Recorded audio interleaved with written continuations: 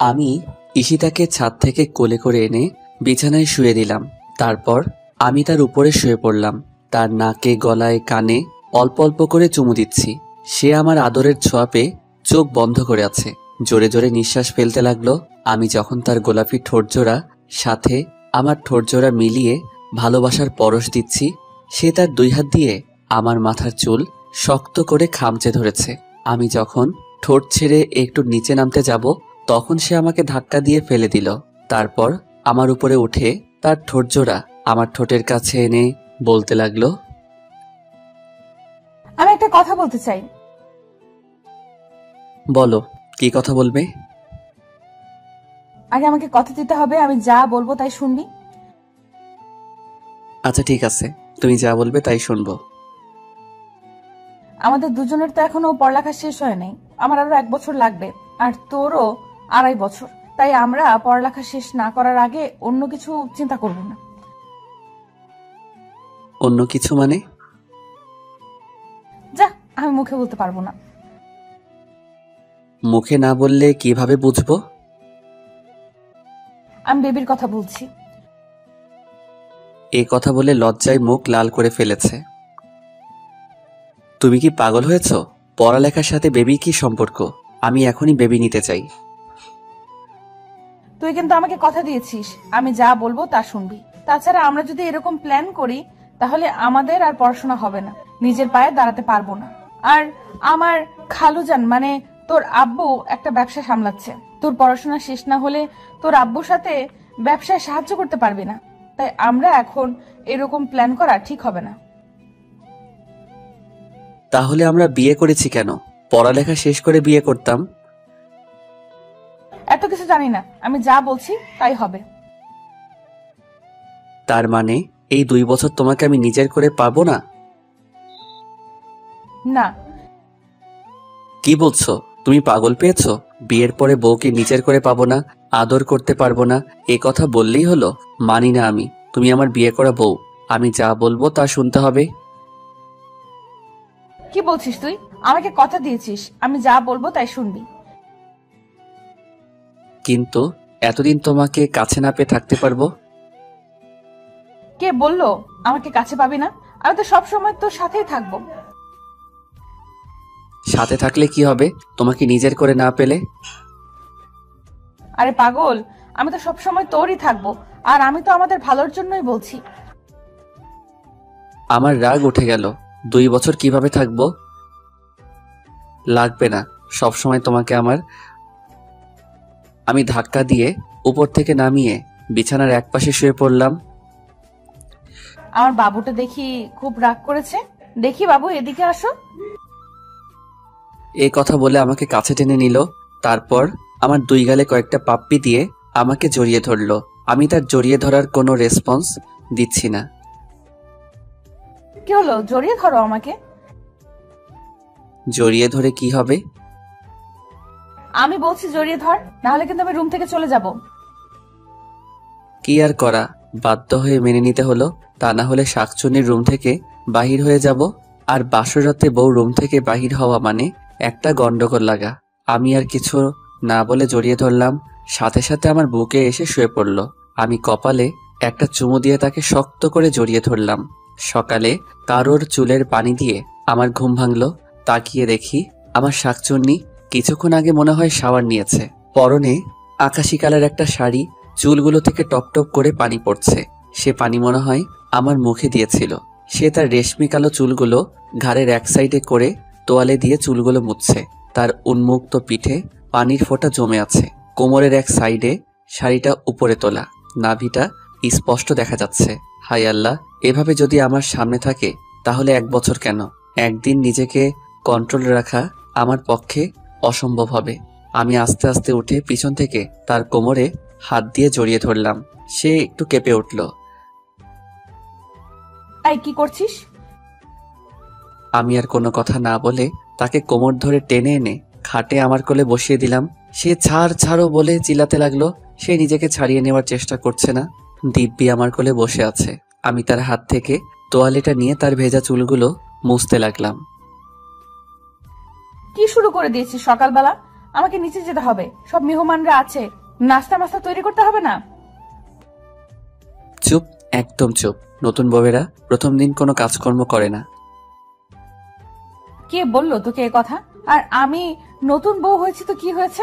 এটা তো আমার খালামণির বাড়ি। চুপ করো, কোনো কাজকর্ম করতে হবে না, তুমি শুধু আমার কাজ করবা। আরে নতুন বউ সকালে নিচে না গেলে সবাই কি বলবে? কিচ্ছু বলবে না। আমি তার চুলগুলো মুছে তার গলায় কানে চুমু দিতে লাগলাম।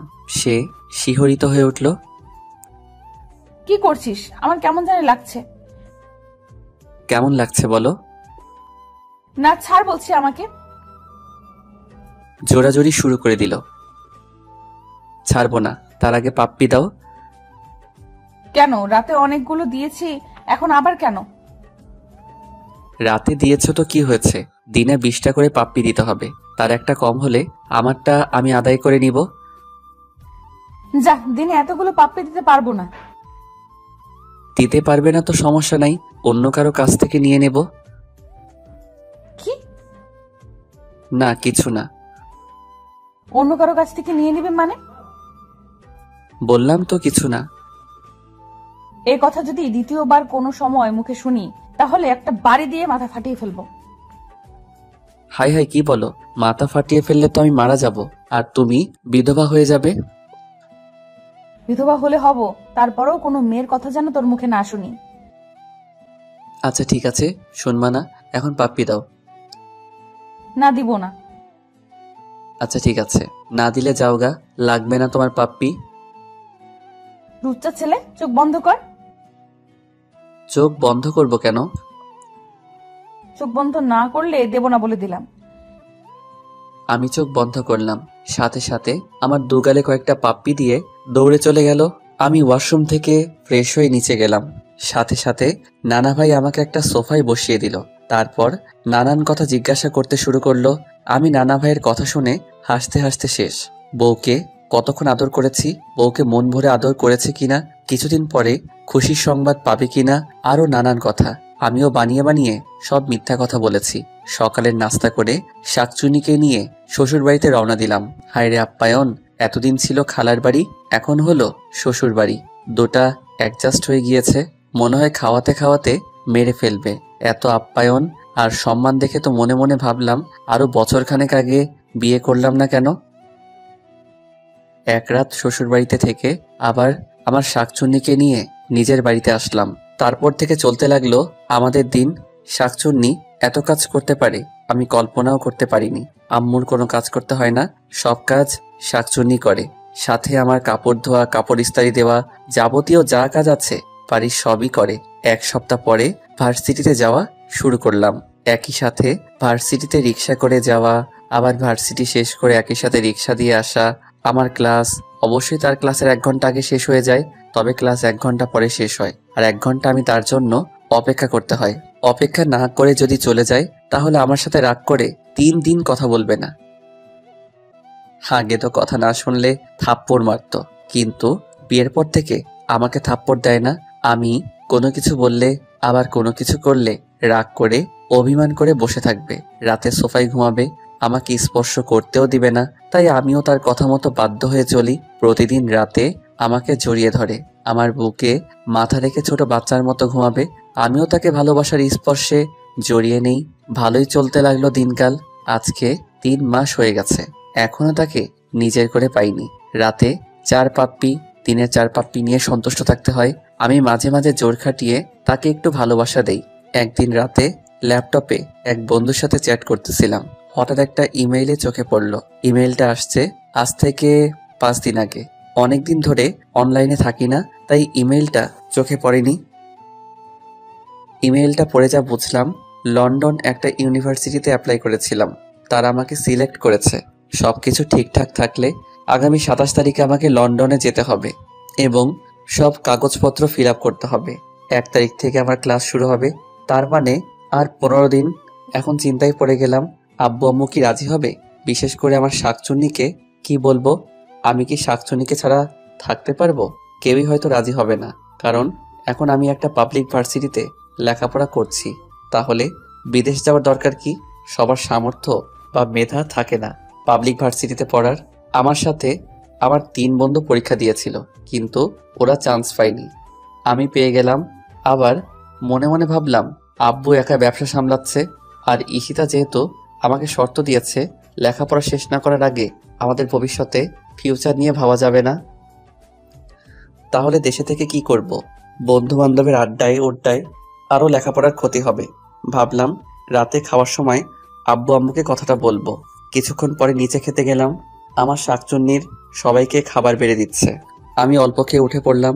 ইমেলটা আসার পরে থেকে ভালো লাগছে না। আব্বু আম্মু জিজ্ঞাসা করলো খাবার শেষ না করে উঠে পড়লাম কেন।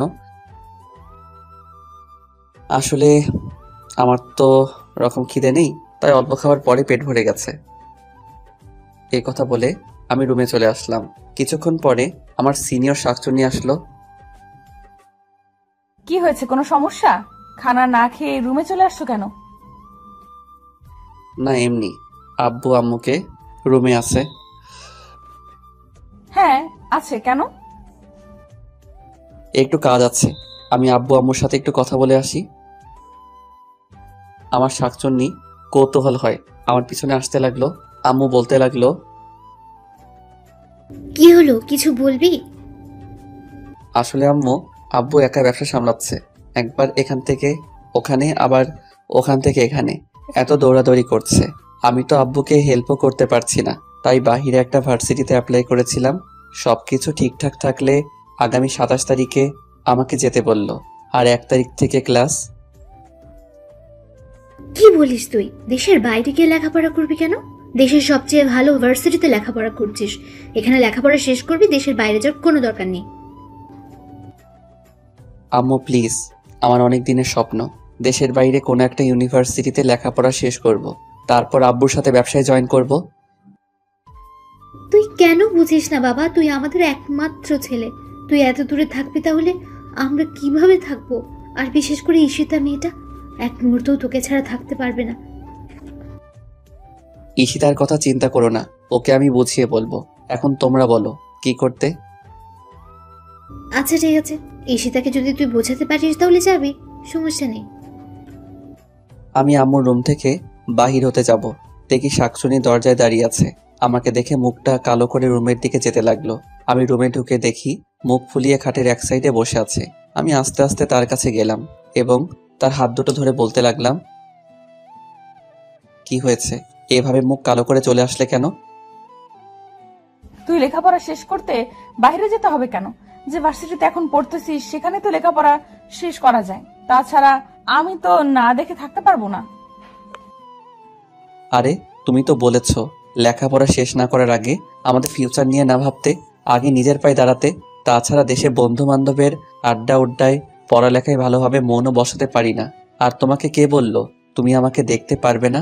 আমি তো প্রতিদিন তোমার সাথে কথা বলবো, ভিডিও কলে তোমাকে দেখবো। তারপরও আমি থাকতে পারবো না। দেখো তুমি সব বুঝো, যেহেতু আমরা এখন পড়ালেখা ছাড়া অন্য কোনো চিন্তা করছি না, তাহলে ভালোভাবে পড়ালেখাটাই শেষ করি। আর আমার অনেক দিনের স্বপ্ন বাইরে কোনো ভার্সিটিতে পড়ালেখা শেষ করব। তুমি চাও না আমার স্বপ্ন পূরণ হোক? কিন্তু কিসের কিন্তু? ভয় করে। কিসের ভয়? তোকে নিয়ে ওই জায়গায় তো অনেক সুন্দর সুন্দর মেয়ে আছে, ওইখানে গিয়ে যদি আমাকে ভুলে যাস। পাগলি মেয়ে, তোমাকে আমি ভুলতে পারবো? তুমি যে আমার অন্তরের সাথে মিশে গেছো। নিজেকে নিজে ভুলতে পারি কিন্তু তোমাকে ভুলতে পারবো না। বিশ্বাস রাখো শুধু আমার উপর, তোমার বিশ্বাসের আমি অমর্যাদা করব না। এখন অনেক রাত হয়েছে, চলো ঘুমাবে। আমার সিনিয়র বউ আর কোনো কথা না বলে চুপচাপ আমার বুকে মাথা দিয়ে আমাকে শক্ত করে জড়িয়ে ধরে ঘুমিয়ে পড়লো।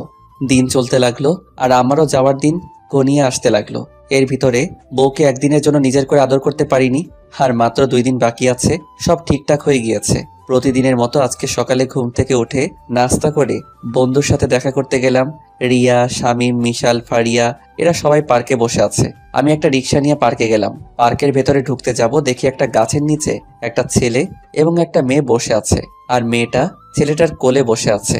ছেলেটার মুখের দিকে মুখ দিয়ে, আর ছেলেটা একটু পরপর মেয়েটাকে ঠোঁটে চুমু দিচ্ছে, আরো অশ্লীল কিছু কাজকর্ম করছে। এমন দৃশ্য দেখে আমার শরীর কেমন জানি একটা শিহরিত হয়ে উঠল। আমি, রিয়া, স্বামী, বিশাল, ফারিয়া সবার সাথে পার্কে দেখা করলাম। ঘন্টাখানেক আড্ডা দিয়ে বাসার দিকে রওনা দিলাম। ওই ছেলেমেয়ের দৃশ্য এখনো চোখে ভাসছে। রুমের ভিতর প্রবেশ করে দেখি আমার সিনিয়র বউ বিছানা গোছাচ্ছে। আমি গিয়ে তাকে পেছন থেকে জড়িয়ে ধরলাম। সে একটু ভয় পেয়ে গেল। এই কি করছো? ছাড়ো বলছি, আমি কাজ করছি, দেখতে পাচ্ছ না? কোনো কাজ করতে হবে না, আর আজ তোমাকে ছাড়ার জন্য ধরিনি। এ কথা বলে তাকেও দেওয়ালের সাথে চেপে ধরলাম। সে যাওয়ার জন্য ছুটোছুটি শুরু করলো। আমি দুহাত দু সাইডে দিয়ে তাকে আটকে ধরলাম। তারপরও যাওয়ার জন্য জোর জবরদস্তি শুরু করলো। দিলাম এক ধমক। কি হয়েছে তোমার? এরকম ছোটাছুটি করছো কেন? আমার ধমক শুনে একটু চুপ মেরে গেল। আমি আস্তে আস্তে তার ঠোঁটের দিকে আমার ঠোঁট নিতে লাগলাম। সে চোখ বন্ধ করে ফেলেছে। তার নিঃশ্বাস আর আমার নিঃশ্বাস খুব কাছাকাছি। তার ঠোঁট জোড়াগুলো আরেকটা সুখের ছোঁয়া পেতে কাঁপতে লাগলো।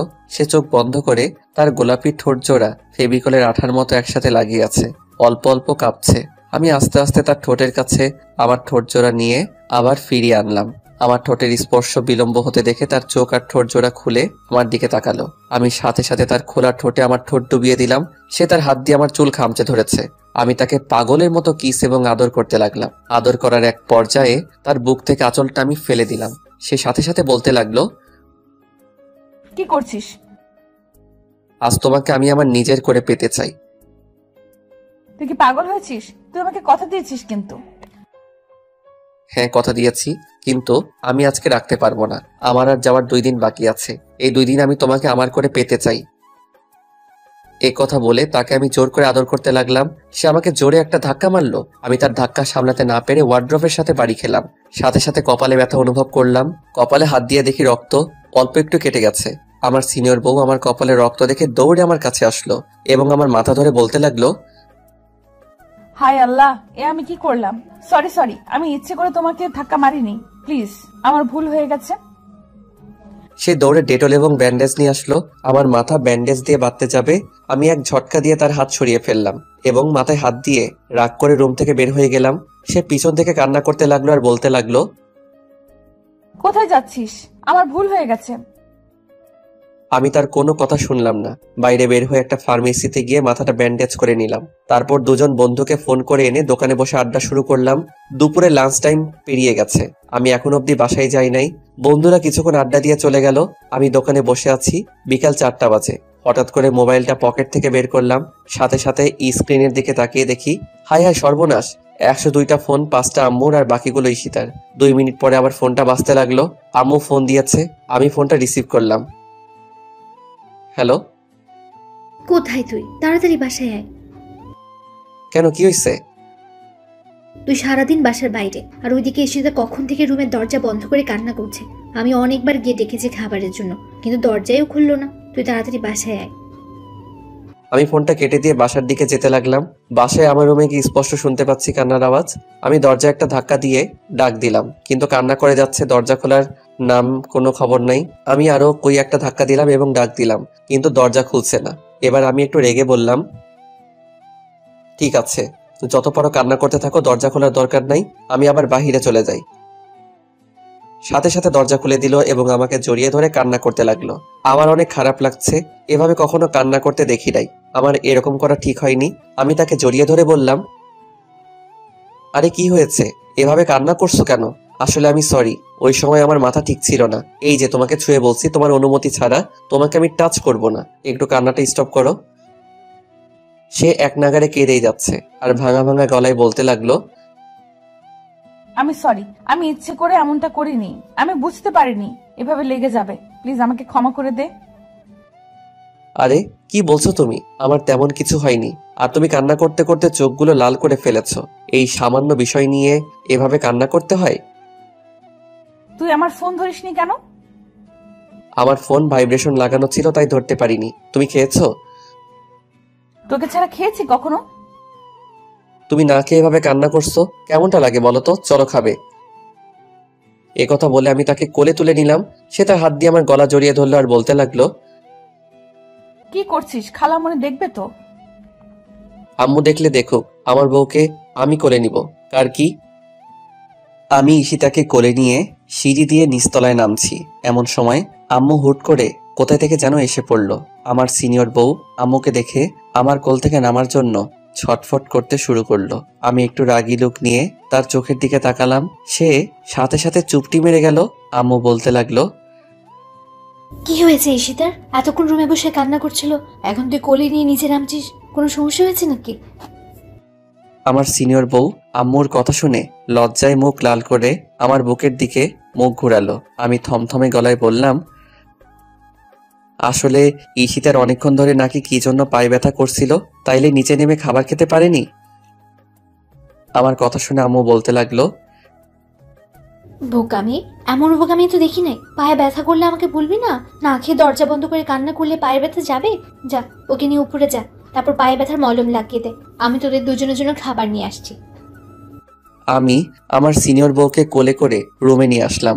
সে সাথে সাথে আমার কোল থেকে নেমে পড়লো। তারপর বলতে লাগলো, আমি বলছি না খালামুনি দেখে ফেলবে? আরে আম্মু দেখেছে তো কি হয়েছে? যা, খালামুনির সামনে বুঝি আমার লজ্জা করে না? খালামুনি এখন কি ভাববে? আরে আমার লজ্জাপতি সিনিয়র বউ আম্মু কিছু ভাববে না। ছেলে তার ছেলের বউকে করে নিয়েছে, তাতে কি ভাবার আছে? একটা বাড়ি দিয়ে মাথা ফাটিয়ে ফেলবো। ও মা, আমি আবার কি করলাম? মাথা ফাটাবে কেন? সিনিয়র বউ বলিস কেন? তুই বউ বলতে পারিস না? আচ্ছা ঠিক আছে, সিনিয়র বউ বলবো না, সিনিয়র শাকচুনি বলবো। কি বললি? না কিছু না। কিছু না মানে? তুই সিনিয়র শাকচুন্নি বললি কেন? সরি, মুখ ফসকে বের হয়ে গিয়েছে। মুখ ফুসকে বের হয়নি, তুই ইচ্ছাকৃত ভাবে বলেছিস। আজকে খাইছি তোরে আমি। আরে কি করছো? ছাড়ো আমাকে। তোমার না পায়ে ব্যথা? কিসের ব্যথা? ও মা, আম্মুকে না বললাম তোমার পায়ে ব্যথা? এখন আম্মু যদি এসে দেখে তুমি ব্যথা নিয়ে তার ছেলের গলা চেপে ধরে আছো, তাহলে আম্মুও বুঝে ফেলবে যে তোমার পায়ে খুব ব্যথা নেই। তোমাকে আমি এমনি এমনি কোলে নিয়েছিলাম। ও হ্যাঁ, তাই তো। এখন চুপচাপ সোফায় বসে পড়ো, আমি তোমার পায়ে মলম লাগিয়ে দেই। মলম লাগাবি কেন? আমার পায়ে তো ব্যথা নাই। আরে আম্মু না বললো তোমার পায়ে মলম লাগিয়ে দেওয়ার জন্য? আচ্ছা ঠিক আছে। আমি আমার সিনিয়র বউয়ের পায়ে মলম লাগিয়ে দিচ্ছি। এমন সময় আম্মু খাবার নিয়ে রুমে আসলো। দুজনে হাত মুখ ধুয়ে এসে খাবার খেতে বসলাম। কিন্তু আমার শাকচুনি নাকি খেতে পারবে না। আমি তো জানি শাকচুনি কি জন্য বললো খেতে পারবে না। আমি নিজের হাতে শাকচুন্নিকে খাইয়ে দিলাম। শাকচুন্নির ছোট বাচ্চার মতো ভাত চিবানো দেখলে আর যে কি ভালো লাগে তা বলে বোঝাতে পারবো না। খাওয়া দাওয়া শেষ করে ছাদে দুজনে কিছুক্ষণ আড্ডা দিলাম। আমার যাওয়ার আর 2 দিন বাকি আছে, কিছু শপিং করতে হবে, তাই বিকেলে বাসা থেকে বের হলাম শপিং করার জন্য। কিন্তু শাকচুনি আমার সাথে শপিং এ যাবে না। শপিং করতে নাকি ওর ভালো লাগে না। শপিং করে রাতে বাড়ি ফিরলাম। রাতের খাবার খেয়ে খুব ক্লান্ত লাগছে। রুমে গিয়ে বিছানায় গাটা এলিয়ে দিলাম। কিছুক্ষণ পরে আমার শাকচুন্নি রুমে আসলো। এসে দেখে আমি বিছানায় শুয়ে আছি, তাই জিজ্ঞেস করলো, তোমার কি শরীর খারাপ? আমি মাথা ঝাঁকিয়ে দিয়ে না বললাম। আমার মাথা ঝাঁকি দেখে রেগে বলল, মুখে কি কোনো কিছু ঢুকছে নাকি ইঁদুর বিড়াল টিড়াল? মুখে কথা বোঝা যায় না। আমি তার কথার কোনো উত্তরই দিলাম না। বালিশের নিচ থেকে মোবাইলটা বের করে টিপতে লাগলাম। সে রাগ করে আমার পাশে শুয়ে পড়ল। আমি মোবাইল টিপছি আর চোখে তার দিকে তাকাচ্ছি। সে এপাশ ওপাশ করছে, কি যেন বলবে মনে হয়, কিন্তু আমার অবস্থা দেখে রাগে কিছু বলতে পারছে না। আমি দিব্যি মোবাইল টিপেই যাচ্ছি। সে অনেকক্ষণ নড়াচড়া করে আমার কাছে ঘেঁষতে লাগলো। তারপর আমি এক নাগারে মোবাইল টিপেই যাচ্ছি। সে এবার আর চুপ থাকতে পারিনি, বলতে শুরু করলো, কি আছে মোবাইলে? এইভাবে মোবাইল টিপছো? ওখানে গিয়ে যদি এইভাবে মোবাইল টিপো তাহলে লেখাপড়া তো কারে উঠবে? আমি তার কোনো কথা জবাব দিচ্ছি না। সে এবার আমার বুকে চলে আসলো এবং আমার হাত থেকে মোবাইলটা ছো মেরে নিয়ে নিল। কি করছো? আমার উপরে আসলা কেন? উপরে আসলাম মানে? দুপুরে আমি তোমাকে কথা দিয়েছি, তোমার অনুমতি ছাড়া তোমাকে টাচ করব না। তুমি আমাকে কথা দিয়েছো টাচ করবা না, কিন্তু আমি তো কথা দেইনি আমি আমার স্বামীর উপর আসবো না। তাতে তোমার কি? হ্যাঁ মানে তুমি আমার উপরে আসবা আর আমার কিছু না? না, তোমার কিছু না। দুপুরের জন্য এখনো আমার উপর রাগ করে আছো? আচ্ছা ঠিক আছে, দুপুরের জন্য আমি সরি। আমি ইচ্ছে করে এমনটা করিনি, খুব লেগেছিল না। আমি কোনো কথা বললাম না। কি হলো, কথা বলবা না? আচ্ছা ঠিক আছে, আমি আদর করে দিচ্ছি। এই কথা বললে আমার কপালে কয়েকটা চুমু দিল, তারপর বলল, এখন ঠিক আছে তো? এখন তো রাগ কমেছে নিশ্চয়ই? না, এখনো রাগ কমেনি। কি হলো বলো, এখনো রাগ কমেনি? তাহলে কি করলে রাগ কমবে তোমার? এক কাজ করো, আমাকে শক্ত করে জড়িয়ে ধরো, তাহলেই তোমার রাগ কমে যাবে। কি লজিক, শক্ত করে জড়িয়ে ধরলে রাগ কমে যাবে? কি হলো, ধরো না কেন? না, ধরবো না। না ধরলে দুপুরে যে জায়গায় ব্যথা পেয়েছো সেই জায়গায় দিব একটা। কি দিবা? বাঁশ দিয়া বাড়ি। কি? না কিছু না। কিছু মানে? তুমি যে বললা বাঁশ দিয়ে বাড়ি দিবা। না বাবু, আমি বাঁশ দিয়া বাড়ির কথা বলি নাই, আমি চুমুর কথা বলছি। এই যে আরেকটা চুমু দিচ্ছি, এবার তো জড়িয়ে ধরো প্লিজ। আমি কিছু না বলে পাগলিটাকে জড়িয়ে ধরলাম। সে আমার বুকে মাথা দিয়ে শুয়ে পড়ল। হঠাৎ করে লক্ষ্য করলাম সে ঘুমাচ্ছে না, নড়াচড়া করছে আর বারবার আমার বুক থেকে মাথা তুলে আমাকে দেখছে। আগে তো এরকম করেনি। আমার বুকে শোয়ার সাথে সাথে ঘুমিয়ে পড়ে। হঠাৎ করে আমাকে বলতে লাগলো, এই কি? এই কি? একটা কথা বলবো? হ্যাঁ বলো। আমি না হ্যাঁ বলো। আমি না কি? তুমি না? আমি না আরে কি আমি না আমি শুরু করছো? আমি মুখে বলতে পারবো না, কানে কানে বলবো। আচ্ছা ঠিক আছে বলো। আমার সিনিয়র বউ কানে কানে যে কথা বলল তা শুনে আমার চোখ চরকগাছ হয়ে গিয়েছে। সে নাকি আমার আদর পেতে চায়, আমার ভালোবাসা পেতে চায়, আমার স্পর্শ চায়। কিন্তু মাগার বেবি টেবির প্ল্যান করা যাবে না। সমস্যা নাই, আমি তো এর সুযোগের অপেক্ষায় ছিলাম। সে আমার কানে কানে এ কথা বলে। লজ্জায় আমার বুকে মুখ লুকালো। আমি তার মাথাটা আমার বুক থেকে তুললাম, তারপর তার দিকে তাকালাম। সে চোখ বন্ধ করে আছে আর আমি এই সুযোগে আমার ঠোঁট তার ঠোঁটের কাছে কাছে নিতে লাগলাম। তার শ্বাস প্রশ্বাস আমার মুখের উপরে পড়ছে, তার বুক দ্রুত ওঠানামা করছে। আমি বুঝতে পারছি একসময় তার ঠোঁটের সাথে আমার ঠোঁট এক হয়ে যায়। সে নিজেকে সামলাতে পারছে না, আমার প্রতিটি ছোঁয়ায় সে কেঁপে উঠছে। একসময় দুজন দুজনের মাঝে হারিয়ে যেতে লাগলাম। 2টা দিন খুব ভালোভাবে কেটেছে। এই 2টা দিন হিসাব করলে জীবনের সবচেয়ে আনন্দময় দিন ধরা যেতে পারে। আজকের বিকাল 5টা বাজে আমার ফ্লাইট। যাওয়ার সময় বন্ধু বান্ধব, আত্মীয় স্বজন সবার কাছ থেকে বিদায় নিয়ে গাড়িতে উঠলাম। আমার খুব খারাপ লাগছে, বন্ধু বান্ধব সবাইকে ছেড়ে এত দূরে চলে যাচ্ছি। ভাবতেই কেমন যেন একটা কষ্ট লাগছে। বন্ধু বান্ধবের সাথে কত আড্ডা উড্ডা দিলাম, হাসি রং তামাশায় খেলাধুলায় জীবনটাকে মাতিয়ে তুলেছিলাম। আর হয়তো সেই সোনালী দিনগুলো জীবনে ফিরে আসবে না। শত ইচ্ছে করলেও সব বন্ধু বান্ধব এক হয়ে আর আড্ডা দিতে পারবো না, কারণ ততদিনে হয়তো সবাই যার যার কর্মজীবন নিয়ে ব্যস্ত হয়ে পড়বে। গাড়িতে বসে আছি, গাড়ির ভিতরে কারো মুখের দিকে তাকাতে পারছি না। সবার মুখ কালো হয়ে আছে। হয়তো আপনজন দূরে চলে গেলে যে একটা কষ্ট বুকে জমা হয়, সেই কষ্ট থেকে আপনা আপনি মুখ কালো হয়ে যায়। গাড়ি এয়ারপোর্টে গিয়ে পৌঁছালো। এখন সবাই থেকে বিদায় নিয়ে ভিতরে ঢোকার পালা। মা বাবার সামনে গিয়ে দাঁড়ালাম। চোখ দুটো ঝাপসা হয়ে আসছে, মা বাবাকে স্পষ্ট দেখতে পাচ্ছি না। বিদায়টা এত কষ্টের হয় কেন? মা বাবার সামনে দাঁড়াতেই টপ টপ করে চোখ থেকে পানি পড়তে লাগলো। আমার মা আমাকে জড়িয়ে ধরে হাউমাউ করে কেঁদে দিলেও সাথে বাবাও। আমিও তাদেরকে জড়িয়ে ধরে কেঁদে দিলাম। ঈশিতার দিকে তাকিয়ে দেখি বারবার ওড়না দিয়ে মুখ মুছছে, চোখ দুটো লাল হয়ে আছে।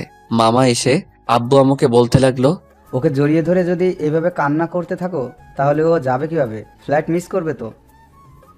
আব্বু আম্মু নিজেদেরকে সামলে নিল। তারপর আম্মু আমাকে কপালে চুমু দিয়ে বলতে লাগলো, বাবা সাবধানে থাকবি, ঠিকমতো খাওয়া দাওয়া করবি, বেশি রাত জাগবি না, তোর তো আবার রাত জাগার অভ্যাস আছে। আর ঠিকমতো লেখাপড়া করবি, কারোর সাথে ঝগড়া বিবাদ করবি না, খারাপ মানুষ থেকে দূরে থাকবি, খারাপ কোনো জিনিসই খাবি না, সময় পেলেই আমাকে ফোন দিবি। আরো নানান উপদেশ দিতে লাগলো। হঠাৎ করে বলতে লাগলো, ওই দেখ ঈশিতা মেয়েটা কিভাবে কান্না করছে, যা মেয়েটাকে কিছু বলে আয়। আমি আস্তে আস্তে আমার শাকচুনির কাছে গিয়ে দাঁড়ালাম। সাথে সাথে শাকচুনি আমাকে জড়িয়ে ধরে ফুপিয়ে ফুপিয়ে কান্না শুরু করে দিল। আমি তাকে জড়িয়ে ধরে বললাম, আরে পাগলি, এভাবে কাঁদলে আমি যাব কিভাবে? আমার যে ফ্লাইটের টাইম হয়ে গেছে, যাবার সময় এভাবে কাঁদলে আমি যেতে পারবো? কিন্তু আমার শাকচুন্নি আমার কোনো কথাই শুনছে না, কেঁদেই চলেছে। আমি আব্বু আম্মুর কাছ থেকে বিদায় নিয়ে ঈশিতার সামনে গিয়ে দাঁড়ালাম। সাথে সাথে আমাকে জড়িয়ে ধরে কান্না শুরু করে দিল। আমি তাকে কি বলে সান্ত্বনা দিব, ভাষা খুঁজে পাচ্ছি না। কিছুক্ষণ পরে আমি তার মাথাটা আমার বুক থেকে তুলে তার চোখে পানি মুছে দিয়ে বললাম, যেভাবে কান্না করছো মনে হচ্ছে আমি তোমাকে ছেড়ে আজীবনের জন্য চলে যাচ্ছি। এইভাবে কান্না করলে আমি যেতে পারবো? আমি তোমার সেই মিষ্টি হাসি মাখা মুখটা দেখে যেতে চাই। কি দিবা না সেই হাসি মাখা মুখে বিদায়? আমার কথা শুনে মাথা ঝাঁকি দিয়ে বলল, হ্যাঁ দিব। তাহলে চোখের পানি মুছো আর তাকাও আমার দিকে। আমি তার কাঁধের উপর দুহাত দিয়ে বললাম, একদম টেনশন করবা না আমাকে নিয়ে। আমি তোমাকে প্রতি মিনিটে ফোন দিব, ঠিকঠাক মতো খাওয়া দাওয়া করবে, হ্যাঁ? আর আব্বু আম্মুর খেয়াল রেখো। বাসা থেকে ভার্সিটি ছাড়া বাহিরে যাওয়ার দরকার নাই। এখন তুমি কোনো মেয়ে না, কারো স্ত্রী, কারো বাড়ির বউ। সাবধানে চলাফেরা করবা। যদি পারো যে বোরকাটা পরে আমার সাথে বাজারে গিয়েছিলা সেই বোরকাটা পরে বাহিরে বের হবা। কেউ যেন আমার রেখে যাওয়া আমানতের দিকে নজর দিতে না পারে। কি হলো, কথা বলো না কেন? তুমি যেভাবে বলবা আমি সেভাবেই চলবো। কেউ তোমার আমানতের দিকে নজর দিতে পারবে না। আমি আমার সিনিয়র বউয়ের কপালে একটা চুমু দিয়ে বললাম, তাহলে এখন একটু হাসো, আমার যাওয়ার সময় হয়ে গিয়েছে। ঈশিতা একটা মুচকি হাসি দিল, কিন্তু সেই হাসিতে কোনো প্রাণ নেই। আসলে প্রিয় এবং কাছের মানুষ যদি দূরে কোথাও চলে যায়, সেই কাছের মানুষকে বিদায় দেওয়াটা যে কতটা কষ্টের মুহূর্ত শুধু তারাই অনুভব করতে পারবে, যারা কাছের এবং প্রিয় মানুষকে দূরে কোথাও যাওয়ার সময় বিদায় দিয়েছে। আমি বললাম, তাহলে আসি। এ কথা বলার সাথে সাথে ঈশিতা আমার বুকে ঝাঁপিয়ে পড়ল আর বলতে লাগলো, আমি তোমাকে ছাড়া থাকতে পারবো না। পাগলিবে, আমি তো আজীবনের জন্য চলে যাচ্ছি না, মাত্র তো কয়েকটা বছর, তারপর তো আবার তোমার কাছে ফিরে আসবো। এইভাবে কান্না করলে আমি তো যেতে পারবো না। প্রিয় মানুষগুলোকে হাসি মুখে বিদায় দিতে হয়। ঈশিতা একটু স্বাভাবিক হয়, নাক টানতে টানতে বলতে লাগলো, যেভাবে যাচ্ছ সেভাবে ফিরে আসবা। হ্যাঁ আসবো। আর ওই জায়গায় কিন্তু অনেক সুন্দর সুন্দর মেয়েরা আছে, দেখতে সেম বান্দরের মতো। ওদের সুন্দরের লোভে পড়বা না। আর লাল চামড়ার মেয়েদের থেকে 100 হাত দূরে থাকবা। কি হলো, আমি কি বলছি বুঝতে পারছো নি? হ্যাঁ বোঝাতে পারছি। আর ঠিকঠাক মতো খাওয়া দাওয়া করবা, শরীরের যত্ন নিবা। ওই জায়গায় একদম অগোছালো ছেলেদের মতো থাকবে না। বাইরে ঘোরাঘুরির দরকার নাই। Varsity to hostel, hostel to varsity, এর ভেতরে কোনো জায়গায় যাবা না।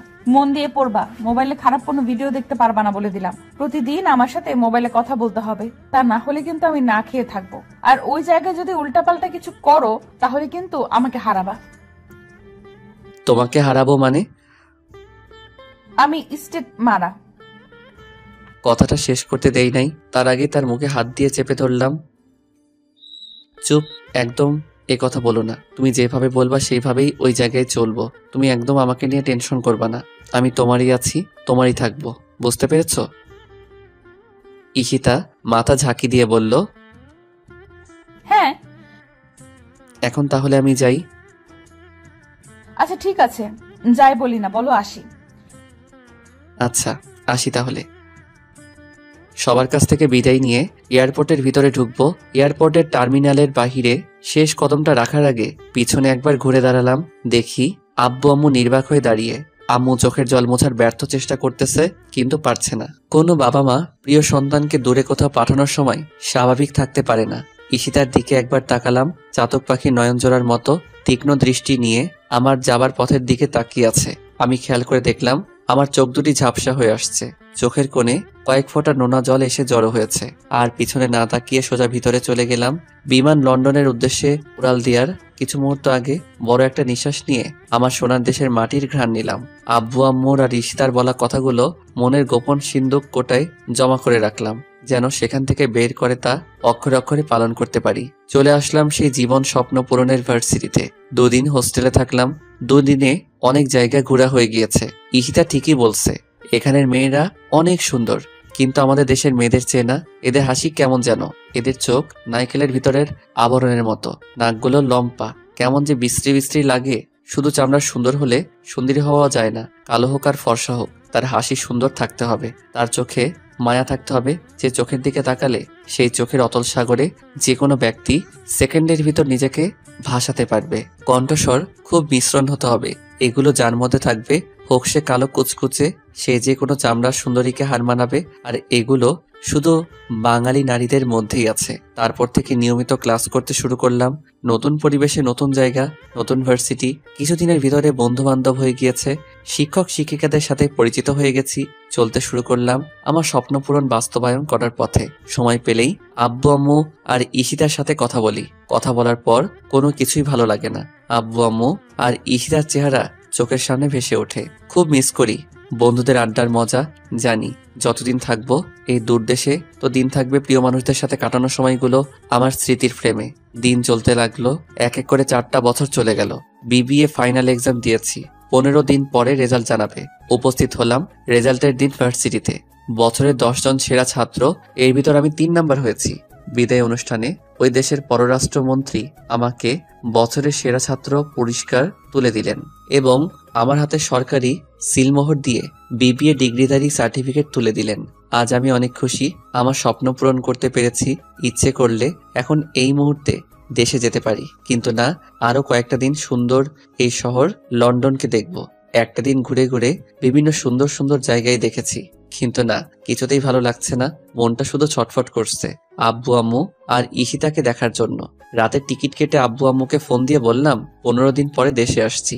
এ কথা শুনে আব্বু আম্মু যে কতটা খুশি হয়েছে আমি মন দিয়ে অনুভব করতে পারছি। ঈশিতাকে ফোন দিয়ে জানালাম।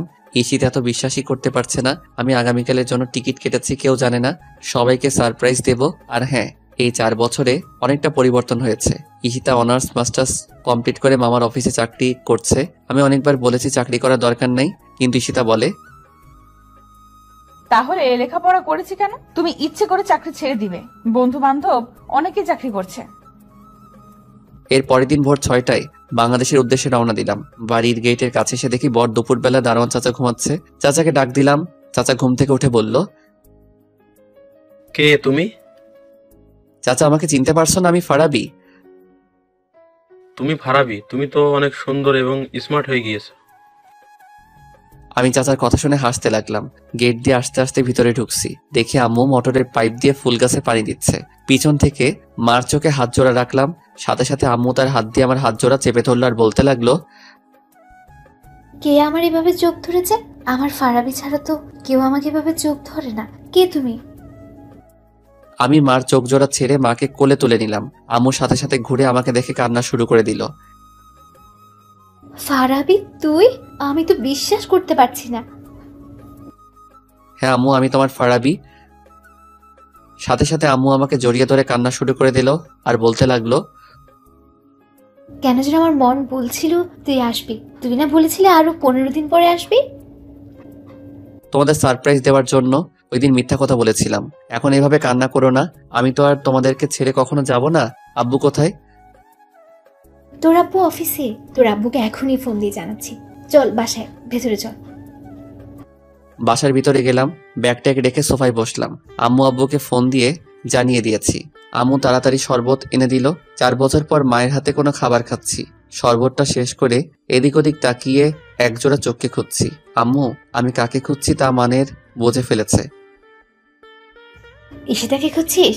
ঈশিতা সকালে ওদের বাড়িতে গিয়েছে, বললো আজকে অফিস নেই, বিকেলে চলে আসবে। তুই যেয়ে তোর রুমে রেস্ট কর, আমি ঈশিতাকে ফোন দিয়ে বলছি। না আম্মু, তুমি আগে ফোন দিবা না? আমি ওদের বাসায় গিয়ে ওকে সারপ্রাইজ দেব। আচ্ছা ঠিক আছে, তুই এখন গিয়ে একটু রেস্ট কর, তারপর ওদের বাড়িতে যাবি।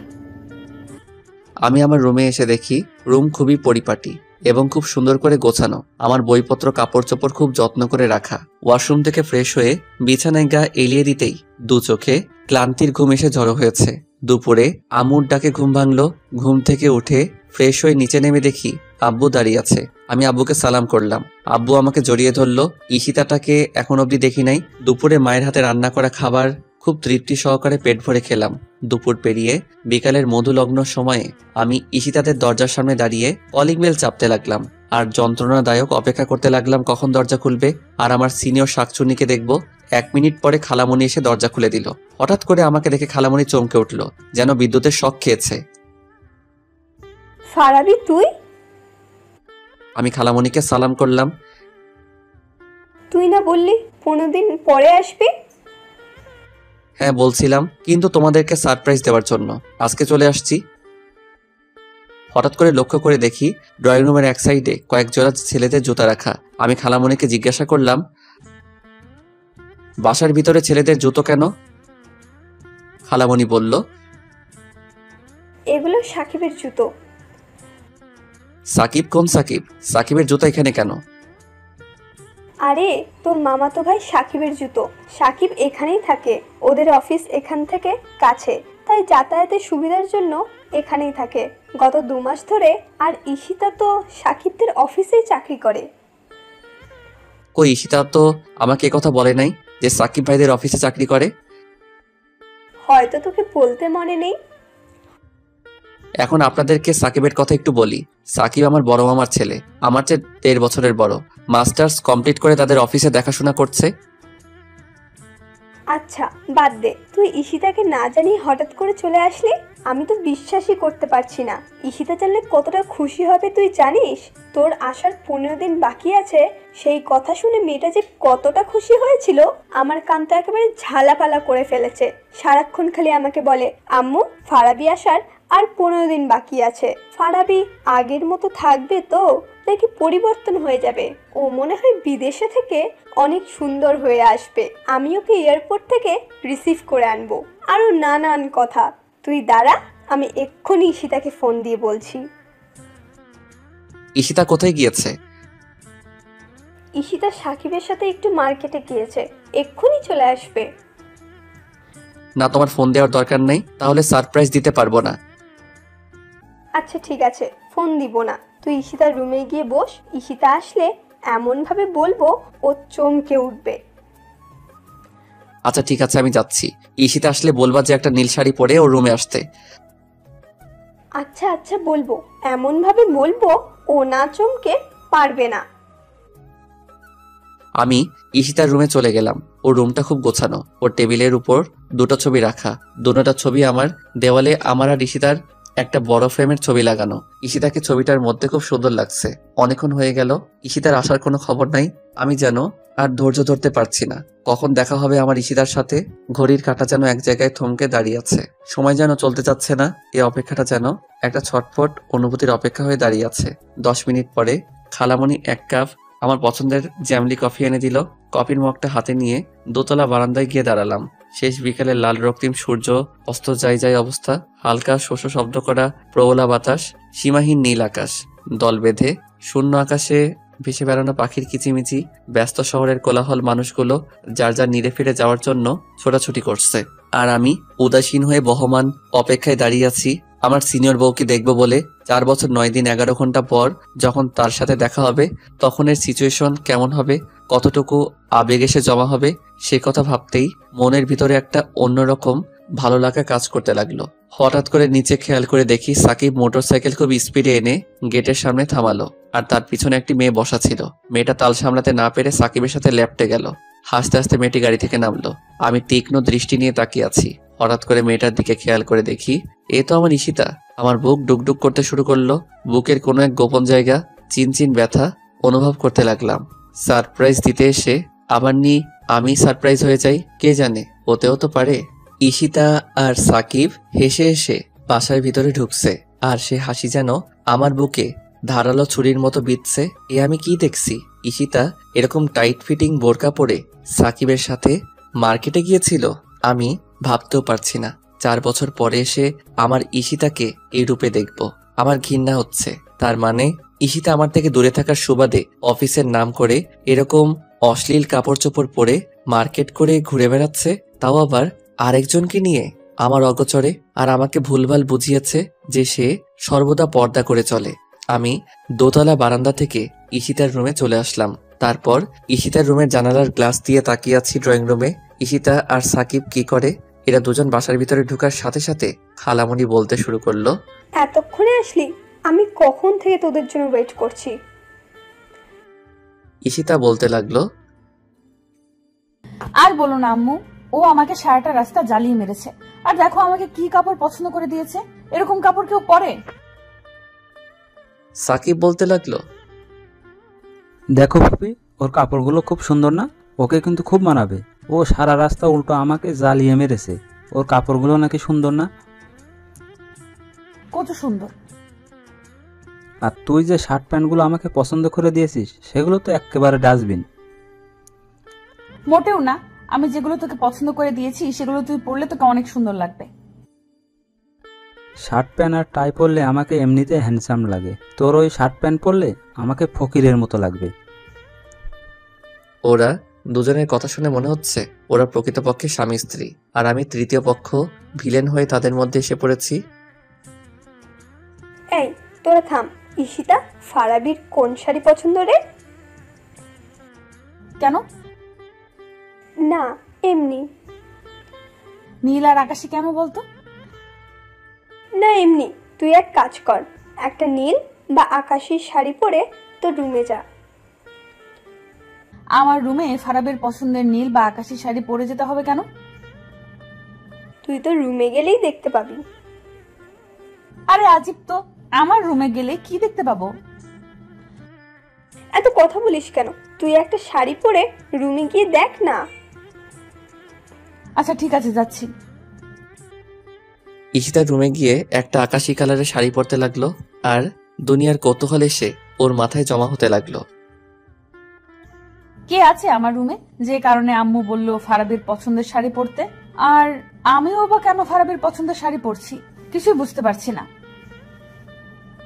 ঈশিতার শাড়ি পরা শেষ হলে সাকিব গিয়ে ঈশিতার রুমে ঢুকে। এখানে আসলি কেন? এমনিতে দেখতে আসলাম শাড়ি পরলে তোকে কেমন লাগে। তোর দেখতে হবে না, তুই যা এখান থেকে। বাহ, তোকে তো আকাশি কালার শাড়িতে খুব সুন্দর লাগছে। দেখতে হবে না কার পছন্দের, এই শাড়িটা ফারাবির পছন্দের। ও নিজে আমাকে কিনে দিয়েছিল। ও বলেছিল এই শাড়িতে নাকি আমাকে খুব মানাবে আর অনেক সুন্দর লাগবে, তাই এই শাড়িটা তুলে রেখেছিলাম। ফারাবি যেদিন আসবে ওই দিন ওর সামনে এই শাড়িটা পরে দাঁড়াবো, ওকে চমকিয়ে দেবো আর বলবো, দেখো তোমার দেওয়া শাড়িটা আজও আমি যত্ন করে তুলে রেখেছি, তোমার সামনে পরবো বলে, তোমার মুখ থেকে একবার আমার প্রশংসা শুনবো বলে। বাহ বাহ, দারুণ তো। আমার দেয়া পছন্দের শাড়ি পরলে বুঝি তোকে সুন্দর লাগবে না? তোর আবার পছন্দ? এইভাবে হাসছিস কেন? আমার দেওয়া শাড়ি পরলে তোকে আরো সুন্দর লাগবে। তোর দেওয়া শাড়ি আমার পরারও দরকার নাই, আর সুন্দর লাগারও দরকার নাই। তোর বউকে তোর শাড়ি পছন্দের শাড়ি দিস, সর সামনে থেকে। আরে কোথায় যাচ্ছিস, দাঁড়া না। এই কথা বলে সাকিব ঈশিতার হাত ধরে ফেললো। তুই আমার হাত ধরছিস কেন? আমার হাত ছাড়। আচ্ছা ছাড়বো, আগে তোর সাথে কয়েকটা ছবি তুলি। তোকে শাড়িতে যে সুন্দর লাগছে না, আমি তো চোখ সরাতে পারছি না। চোখ নিচে নামিয়ে রাখ, আমার দিকে ভুলেও তাকাবি না। আমি আরেকজনের রেখে যাওয়ার সম্পদ, সে সম্পদের দিকে কেউ কোন নজরে তাকাবে তা আমি হতে দিব না। আরে আমি তো তোর দিকে কোন নজরে তাকাই না, ভালোবাসার নজরে তাকাই। ভালোবাসার নজরে তাকাস মানে? ভুলেও এ কথা মুখে আনবি না, কোন নজরে আমার দিকে তাকাতে পারবি না, ব্যাস। আচ্ছা ঠিক আছে, তাকাবো না। এখন চল একটা ছবি তুলি। আচ্ছা ঠিক আছে, তুল। সাকিব ঈশিতার গায়ের সাথে গা ঘেঁষে ছবি তুলতে লাগলো। এমন সময় ওরা কি করে দেখার জন্য একটু সামনে গেলাম। যখন আমি দেখলাম ঈশিতার গায়ের সাথে গা ঘেঁষে সাকিব ছবি তুলছে, তখন আমার বুঝতে বাকি রইল না ঈশিতার সাথে সাকিবের কিছু চলছে। বুকের ভিতরে জমে থাকা 4 বছরের ভালোবাসাটা যেন সেকেন্ডের ভিতরে ঘৃণায় পরিণত হলো। রাগে আমার সমস্ত শরীর কাঁপতে লাগলো। ইচ্ছে করছে এখন গিয়ে ঈশিতার গালে কয়েকটা থাপ্পড় দেই, স্বামী দূরে রেখে আরেকজনের সাথে গা ঘেঁষে ছবি তুলে। কিন্তু ওকে আমি ভালোবাসি, ভালোবাসার মানুষের উপরে হাত তোলা যায় না, তাকে ভালোবাসার মাধ্যমেই বোঝাতে হয়, আর তা না হলে হিতে বিপরীত হয়ে যায়। আমি রাগে বাসা থেকে বেরিয়ে যাচ্ছি। খালামণি বলতে লাগলো, কোথায় যাচ্ছিস ফারাবি? ঈশিতা শাড়ি পরতে গিয়েছে, এক্ষুনি চলে আসবে।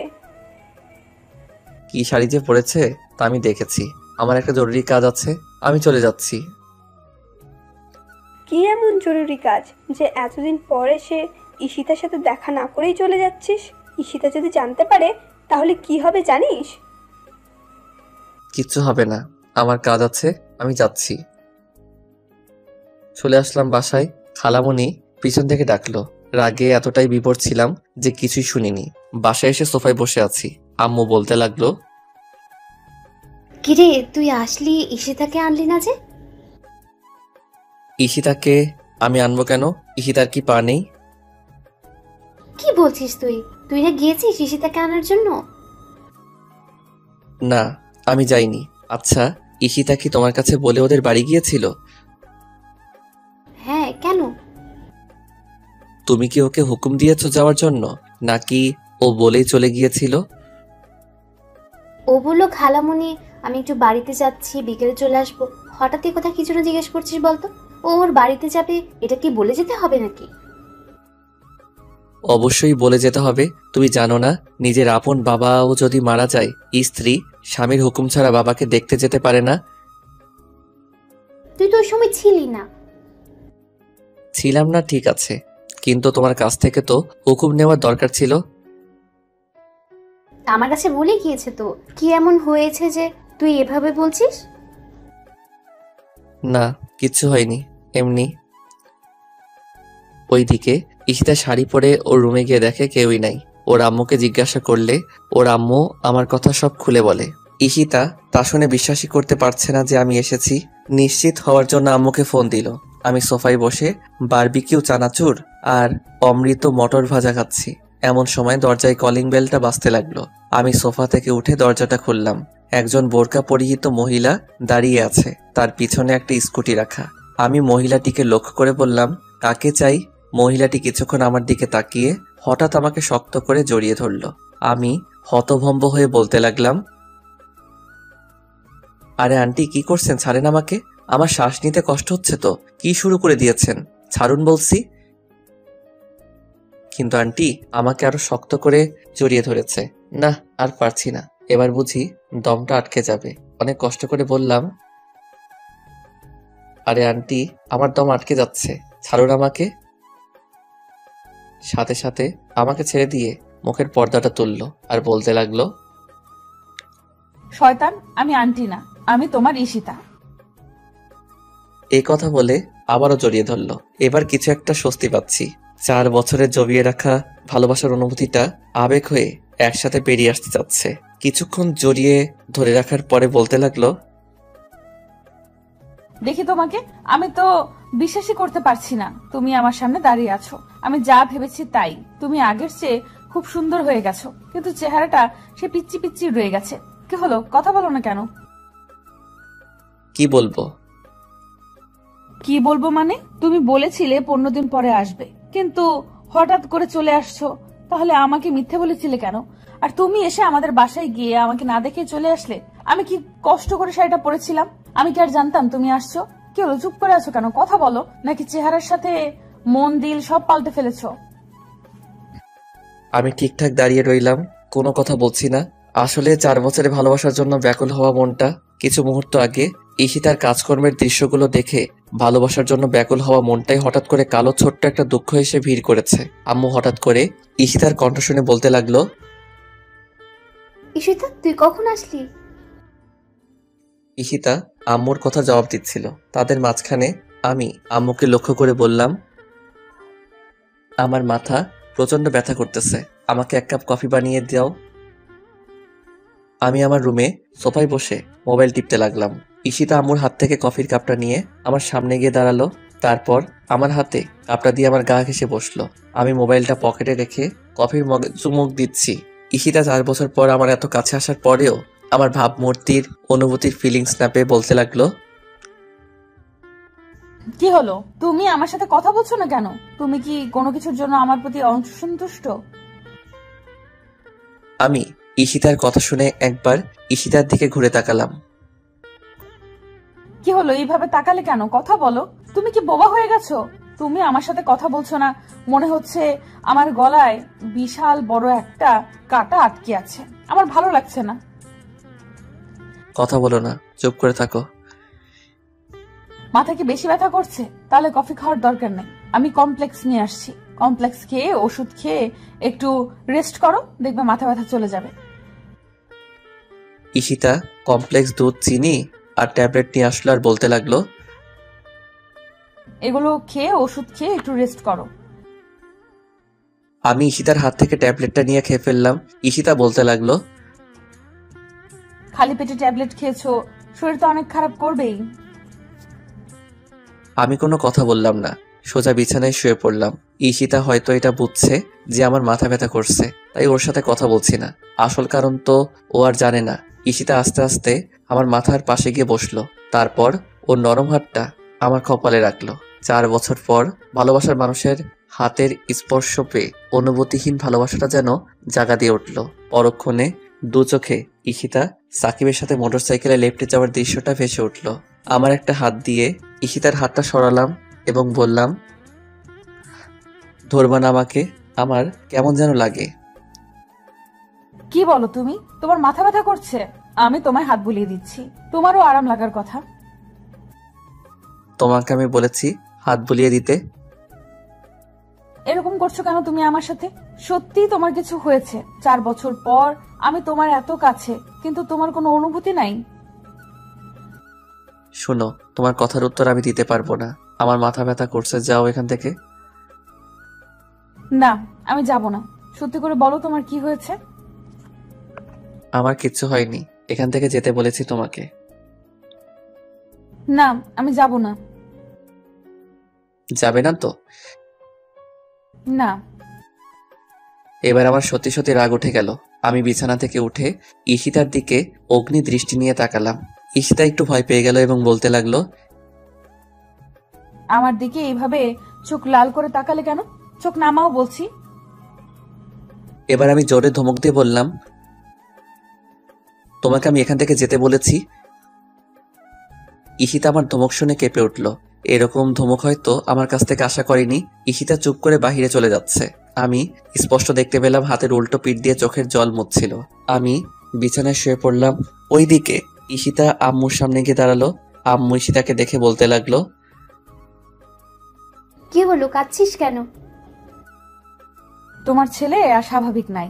এই 4 বছরে অনেকটা পাল্টে গেছে। আমি আসার পর থেকে আমার সাথে একটা কথাও বলেনি। ওর মাথা ব্যথা করছে, আমি হাত দিয়ে ওর মাথা টিপে দিচ্ছি। আমাকে বলে কি ওকে না ধরার জন্য। আমাকে চোখ লাল করে ধমক দিয়েছে। তোমার ছেলে সব সময় আমাকে ভয় পেত, আর এখন তোমার ছেলের চোখের দিকে তাকাতে ভয়ে কেঁপে উঠলাম। আমি ওর এরকম অগ্নি দৃষ্টির চোখ কখনো দেখিনি। আর এই জন্য এভাবে কাঁদতে হবে? ওর বুঝি মাথা ব্যথা করছে, তাই তোর সাথে এরকম করেছে? না না, সত্যি সত্যি তোমার ছেলে পাল্টে গেছে। কিছু পাল্টায়নি, ও যেমন ছিল তেমনই আছে। একটু পরে দেখবি ভালো হয়ে যাবে। রাত 8টায় কারো গরম উষ্ণ নিঃশ্বাস আমার মুখে পড়ছে। আমি আস্তে করে চোখটা খুলে দেখি ঈশিতা আমার দিকে ঝুলে আছে এবং তীক্ষ্ণ দৃষ্টি নিয়ে আমার দিকে তাকিয়ে আছে। ঈশিতার ঠোঁট আমার ঠোঁটের এতই কাছে যে দুজন দুজনার নিঃশ্বাস অনুভব করতে পারছি। আমিও এক দৃষ্টি নিয়ে ঈশিতার মায়াবী চোখ জোড়ার দিকে তাকিয়ে আছি। ওর ঠোঁট অল্প অল্প কাঁপছে, কিছুক্ষণ আগে কান্নার কারণে, এবং গাল এবং নাক লাল হয়ে আছে। নাকের ডগায় কয়েক হাজার ছোট ছোট ঘামের ফোঁটা এসে জড়ো হয়েছে। 4 বছর পর ঈশিতাকে আমি সেই মায়াবী রূপে দেখছি, যে মায়াবী রূপের সাগরে আমি অনেক আগেই নিজেকে হারিয়ে ফেলেছি। দুজন নিস্তব্ধ নীরবতা পালন করতে লাগলাম। আমার 4 বছরের জমিয়ে রাখা গভীর ভালোবাসা জানান দিচ্ছিল যে ঈশিতার কাঁপা কাঁপা ঠোঁটগুলো নিজের আয়ত্তে নিয়ে নিতে, গভীর এক লম্বা চুম্বনে হারিয়ে যেতে। পরক্ষণে আমার মনে হয়ে গেল সাকিব আর ঈশিতার কিছু মুহূর্তের কথা। ধাক্কা দিয়ে আমার উপর থেকে ঈশিতাকে সরিয়ে দিলাম। তারপর সোজা ওয়াশরুমে ঢুকে ঠাস করে দরজাটা লাগিয়ে দিলাম। ঈশিতা আমার এরকম ব্যবহারে অবাক হয়ে গিয়েছে। এক দৃষ্টি নিয়ে আমার যাবার দিকে তাকিয়েছিল। ঈশিতা হয়তো আমার কাছে এরকম কখনোই আশা করেনি, যে ছেলেটার কাছে বিরার জন্য সবসময় পাগল হয়ে থাকতো। 4 বছর পর ছেলেটার এত কাছে গেলাম, ওর কোনো অনুভূতি নাই।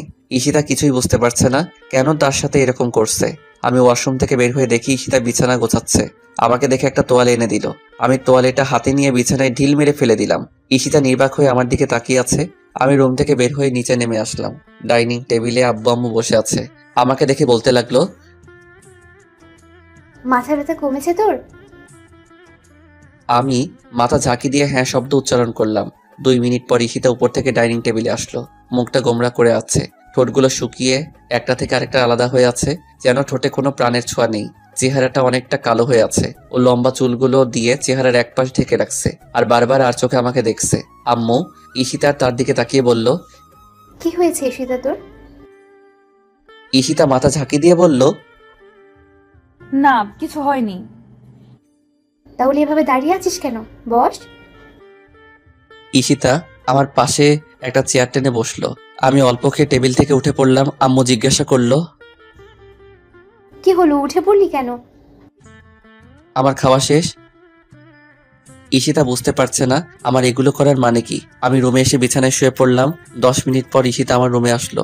ঈশিতা আমাকে দেখে আমার মাথার পাশে এসে বসলো। কি হয়েছে তোমার? সত্যি করে বলো তো, কেন এমন করছো? কিরকম করছি? যে এত বছর পরে এসে আমাকে কাছে পেয়েও কোনো ফিলিংস নাই তোমার। আমার সাথে ঠিকঠাক ভাবে কথাও বলছো না, অদ্ভুত সব আচরণ করছো। আমি কোনো অদ্ভুত আচরণ করছি না। আমি ঘুমাবো, লাইট অফ করো। তুমি সত্যি অনেকটা পাল্টে গেছো। তুমি আর আমার আগের ফারাবি নাই, তুমি চেঞ্জ হয়ে গেছো। আমি আগে যেমন ছিলাম এখনো ঠিক তেমনই আছি। বেশি কথা না বলে চুপচাপ ঘুমাও তো। ঈশিতার সাথে সাথে আমার হাতটা ধরে ফেললো। আমি কি তোমার সাথে অন্যায় কিছু করেছি? বলো আমাকে। যদি কিছু করে থাকি তাহলে আমাকে মারো, বকা দাও, কিন্তু আমার সাথে এরকম করো না প্লিজ। আমাকে ইগনোর করো না। আমি তোমার এই অদ্ভুত আচরণগুলো মেনে নিতে পারছি না। এই তোমাকে না বলছি আমি ঘুমাবো। তোমার এই পেচের পেচের ভালো লাগে না, আমার হাত ছাড়ো। ঈশিতা আমার এই কথা শুনে কান্না শুরু করে দিল। কান্নার আওয়াজ পেয়ে আম্মু আমার রুমে চলে আসলো। আম্মু বলতে লাগলো, কি হয়েছে ঈশিতা?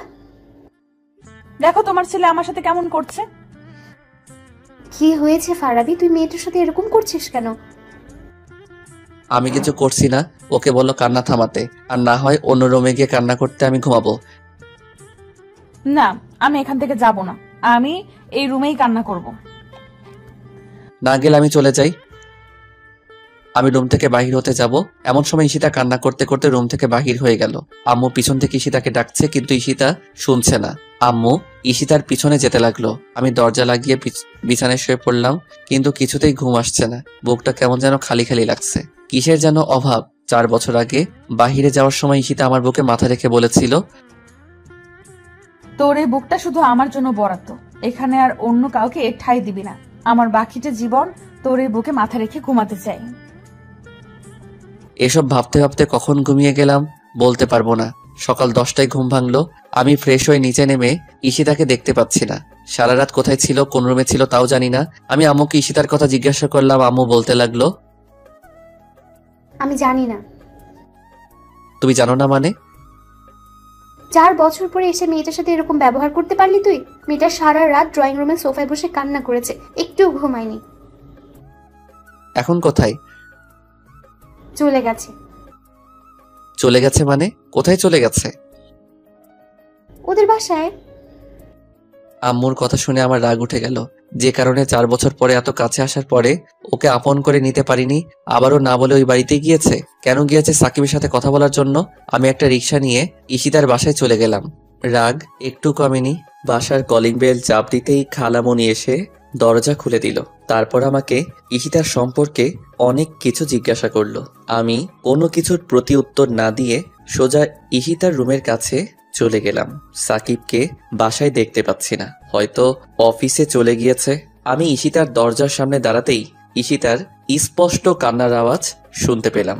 আমি দরজায় দাঁড়িয়ে ঈশিতাকে একটা ডাক দিলাম। সাথে সাথে কান্নার আওয়াজটা কয়েক সেকেন্ডের জন্য অফ হয়ে গেল। হয়তো বোঝার চেষ্টা করছে কে আমাকে ডাকে। আমি আবারও ঈশিতাকে ডাক দিলাম। এবার কান্নার আওয়াজটা একটু বেড়ে গেল। হয়তো বুঝে ফেলেছে আমি এসেছি। আমি আরো কয়েকটা ডাক দিলাম দরজা খোলার জন্য। না, প্রতিবারই কান্নার আওয়াজ বেড়ে চলেছে। আমি এক নাগাড়ে ডেকেই যাচ্ছি, আর ও এক নাগাড়ে কান্না করেই যাচ্ছে। অলরেডি 30 মিনিট ওভার হয়ে গিয়েছে। আমি দরজার বাইরে দাঁড়িয়ে ওকে ডাকছি, কিন্তু ও দরজা খুলছে না। এবার মেজাজটা একটু খারাপ হয়ে গেল। আমি দরজা জোরে ধাক্কা দিয়ে ডাকতে লাগলাম, দরজা খুলবে কি খুলবে না বলো। আর যদি দরজা না খুলো তাহলে এই বাড়িতে আজীবনের জন্য থেকে যেও। ওই বাড়িতে আর যাওয়ার দরকার নাই, আমি চলে যাচ্ছি। ঈশিতা তারপর দরজা খুলছে না। এবার মেজাজটা আরো খারাপ হয়ে গেল। কি হলো, তুমি দরজা খুলবে না? আচ্ছা ঠিক আছে, দরজা খোলার দরকার নেই, যত পারো কান্না করো, আমি চলে যাচ্ছি। এ কথা বলে চুপ করে সাইড হয়ে দাঁড়িয়ে রইলাম। কিছুক্ষণ কোনো সারা শব্দ করলাম না। ঈশিতার কান্না অফ হয়ে গেল। হয়তো মনে মনে বলছে ও কি সত্যি সত্যি চলে গেছে। আমি কিছুক্ষণ চুপ করে থেকে আবারও দরজার সামনে গিয়ে ডাক দিলাম।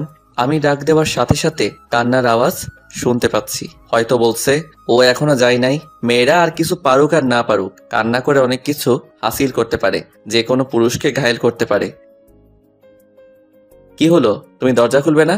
এবার যদি দরজা না খুলো তাহলে আমি সত্যি সত্যি চলে যাব, তারপর দেখি কি করো। না, আর থাকবো না, এবার সিঁড়ি দিয়ে নিচে নামতে যাব। এমন সময় দরজা খোলার আওয়াজ শুনতে পেলাম। আমি রুমের ভিতরে প্রবেশ করে দেখি মাথা নিচের দিকে দিয়ে বিছানার কাছে দাঁড়িয়ে আছে। আমি তার সামনে গিয়ে দাঁড়ালাম। সে মুখ অন্যদিকে ফিরিয়ে নিল। আমি আবারও সামনে গেলাম। সে এবারও অন্যদিকে মুখ ফিরিয়ে নিল। বুঝতে পেরেছি অনেকটা অভিমান করে বসে আছে, কিন্তু আমি তার অভিমান ভাঙাবো না। সে না বলে এখানে আসলো কেন? আমি তার হাতটা ধরলাম এবং বললাম, কার কাছে বলে এখানে এসেছো? ঈশিতা অবাক হয়ে আমার দিকে তাকালো। হয়তো এই মুহূর্তে এই কথাটা আমার কাছ থেকে আশা করেনি। সে হয়তো ভেবেছিল ও সারা রাত কান্না করেছে, রাগ করে অভিমান করে চলে এসেছে। আমি তার রাগ অভিমান ভাঙিয়ে বলবো, সরি, তোমাকে অনেক কষ্ট দিয়ে ফেলেছি। ওই সময় আমার কি হয়েছিল জানি না, তোমার সাথে এরকম ব্যবহার করেছি, আমাকে ক্ষমা করে দাও। কিন্তু আমি তাকে উল্টা জিজ্ঞাসা করছি, তুমি কার কাছে বলে এই বাড়িতে এসেছো? ঈশিতা কোনো কথা বলছে না, তাই আমি আবারও জিজ্ঞাসা করলাম, কি হলো, কথা বলো না কেন? কার কাছে বলে এই বাড়িতে এসেছো? কারো কাছে না। তাহলে আসলে কেন? কথা বলো, আমার কথার উত্তর দাও। তোমার সাথে এক রাত কথা বলি নাই, তুমি রাগ করে অভিমান করে চলে এসেছো। তোমার সাথে কথা বলি নাই, তুমি যতটুকু কষ্ট পেয়েছো তার চেয়ে বেশি কষ্ট পেয়েছি আমি। সারা রাত ঘুমাতে পারি নাই। 4 বছর পর তুমি আমার কাছে আসার পরেও কেন তোমার সাথে এরকম ব্যবহার করলাম জানো তুমি? ঈশিতা আমার কথা শুনে আমার দিকে অবাক হয়ে ঘুরে তাকালো। এক এক করে ঈশিতাকে সবকিছু খুলে বললাম। ঈশিতা বলতে লাগলো, বিশ্বাস করো তুমি, আমি সাকিবের সাথে মার্কেটে যেতে চাইনি। ও আম্মুকে অনেক রিকোয়েস্ট করে বলল, তারপরও আমি যেতে রাজি হইনি। কারণ তুমি যে বোরকা পরার জন্য বলেছিলে, ওই বোরকাটা ধুয়ে শুকাতে দিয়েছিলাম। কিন্তু আম্মুর অনেক রিকোয়েস্টের পরে ওই বোরকাটা, যেটা তুমি পছন্দ না করো, ওইটা পরে গিয়েছিলাম। আমি সরি, আর এরকম বোরকা কখনো পরবো না। আচ্ছা ঠিক আছে, চলো এবার বাসায় চলো। আর কখনো না বলে এই বাড়িতে আসবা না। যদি প্রয়োজন হয় আমাকে বলবা, আমি নিয়ে আসবো। ঈশিতাকে নিয়ে রাস্তায় দাঁড়িয়ে আছি, অনেকক্ষণ হয়ে গেল, একটা রিক্সাও পাচ্ছি না। না, আর দাঁড়িয়ে না থেকে দুজন হাঁটতে শুরু করলাম। দুজন পাশাপাশি হাঁটছি। ঈশিতার হাত আর আমার হাত বারবার স্পর্শ হচ্ছে, কিন্তু আমি ঈশিতার হাত ধরছি না। ঈশিতা হয়তো চাচ্ছে ওর হাতটা আমি ধরি। বারবার ওর হাতটা আমার হাতের সাথে ইচ্ছাকৃতভাবে স্পর্শ করছে। আমি একটু মজা নেওয়ার জন্য আমার হাত দুটো পকেটে ঢুকিয়ে ফেললাম। ঈশিতা আমার দিকে একবার তাকালো, হয়তো মনে মনে বলছে, শয়তান পোলা, হাত দুটো পকেটে ঢুকিয়ে ফেলছিস কেন? আমার সাথে ভাব ধরছিস? যা, তোর হাত ধরবই না। আমি পকেট থেকে একটা হাত বের করে ঈশিতার হাতটা ধরলাম। সাথে সাথে ঈশিতা আমার দিকে তাকালো। 4 বছর পর ভালোবাসার মানুষের হাত স্পর্শ করছি। হাতটা একদম পিচ্চি বাচ্চাদের হাতের মতো, দেখলে বোঝা যায় না 23-24 বছরের মেয়ের হাত। হাতে নখগুলো একটু বড়, প্রতিটি নখে লাল রঙের নীল পালিশ দেওয়া। আর হাতের মধ্যে সবচেয়ে বেশি ফুটে উঠেছে সেটা হলো আমার পরিয়ে দেওয়া রিং। আমি হাতটা ধরে অল্প একটু জোরে চাপ দিলাম। ঈশিতা কোনো সারা শব্দ করলো না। এবার আমি একটু জোরেই চাপ দিলাম। ঈশিতা এবার জোরে উফ করে উঠলো। আমি সাথে সাথে হাত ছেড়ে দিলাম। কি হলো, ব্যথা পেলে? যা, এত জোরে কেউ চাপ দেয়? ঈশিতার দিকে লক্ষ্য করে দেখি চোখে পানি টলমল করছে। না, সত্যি অনেকটা ব্যথা পেয়েছে, না হলে চোখে পানি আসতো না। এত জোরে চাপ দেওয়া আমার ঠিক হয়নি। আমি ঈশিতার সামনে গিয়ে ঈশিতার থোতায় হাত দিয়ে মাথা উপরে তুললাম। ঈশিতার চেহারার দিকে তাকিয়ে তো আমি বাকরুদ্ধ হয়ে গেছি। এতক্ষণ কথা বললাম, আমি তো চেহারার দিকে লক্ষ্য করি নাই।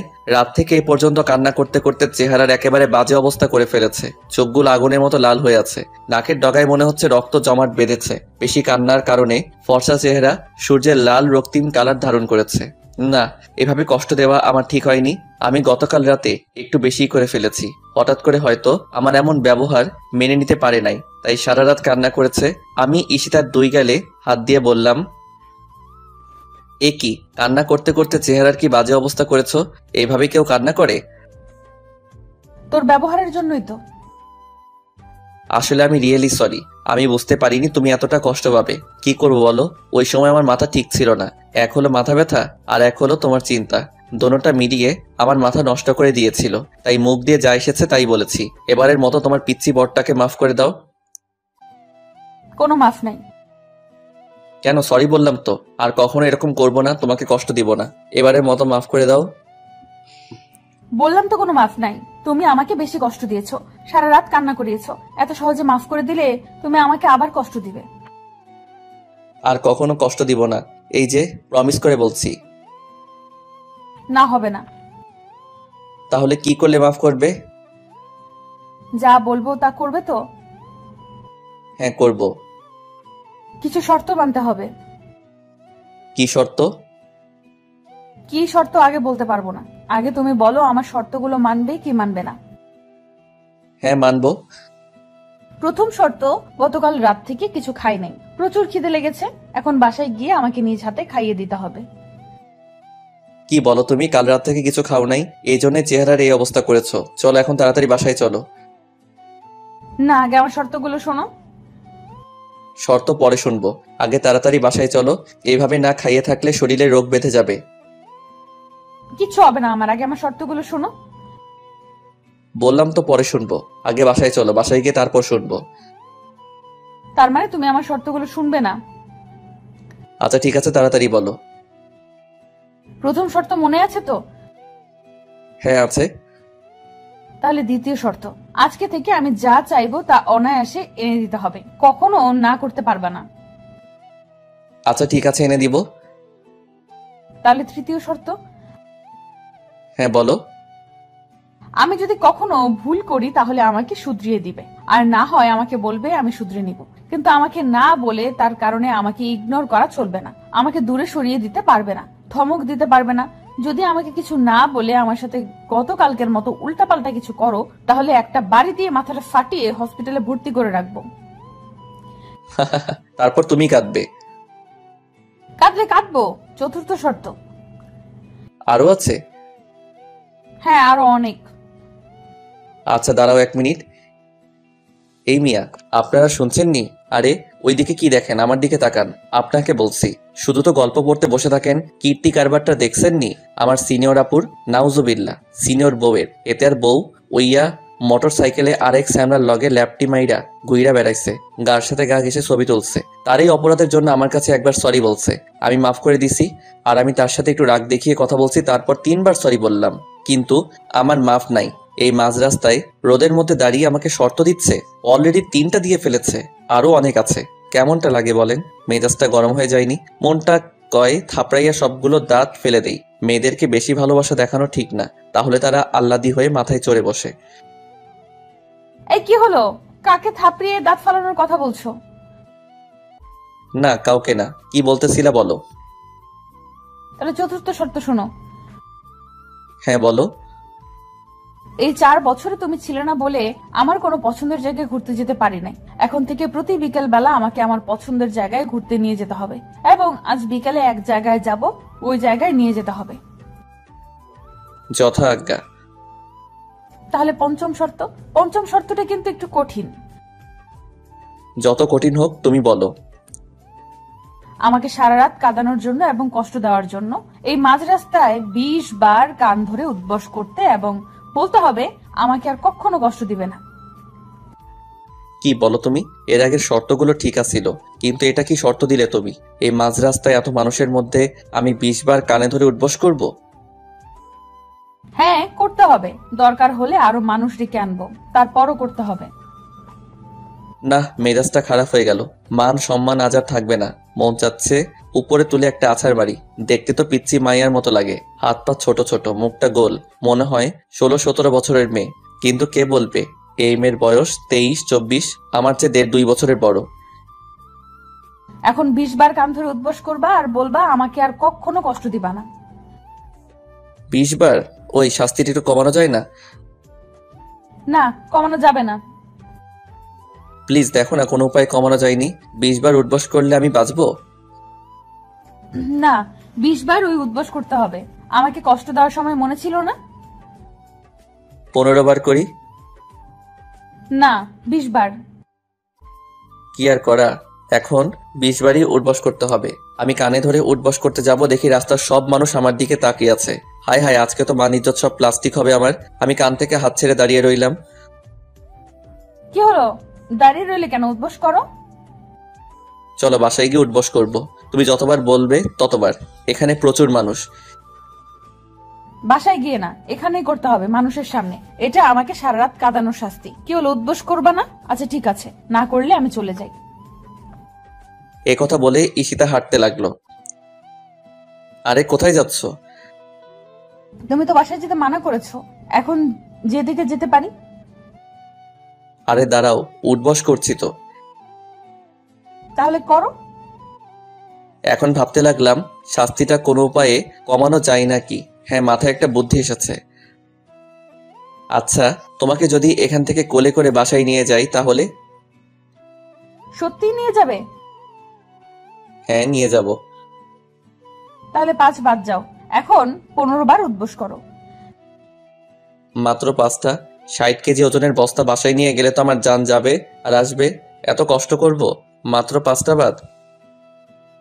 কি বলে তুমি? আমি 60 কেজি? আমি বস্তা? হাই হাই, কি বলে ফেললাম।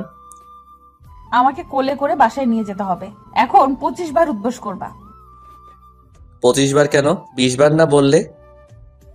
এখন 25 বার উদ্বোস করতে হবে। আমাকে বস্তা বললে কেন? আমি 60 কেজি? আমি মোটেও 60 কেজি না, আমি 47 কেজি। এখন চুপচাপ 25 বার উদ্বোস করো। আচ্ছা ঠিক আছে, সরি, 5 বারই কমিয়ে দাও। তাহলে 20 উদ্বোস করো। আবার 20 বার কেন? 15 বার হবে। তাহলে আমাকে বস্তা বললে কেন? এই জন্য 5 বেড়েছে। 20 যোগ 5 25। এখান থেকে তুমি আমাকে কোলে নিয়ে বাসায় নিয়ে যাবে, তাহলে 5টা কমবে। 25টা থেকে 5টা চলে গেলে থাকে 20। এখন 20 বার উদ্বোস করো।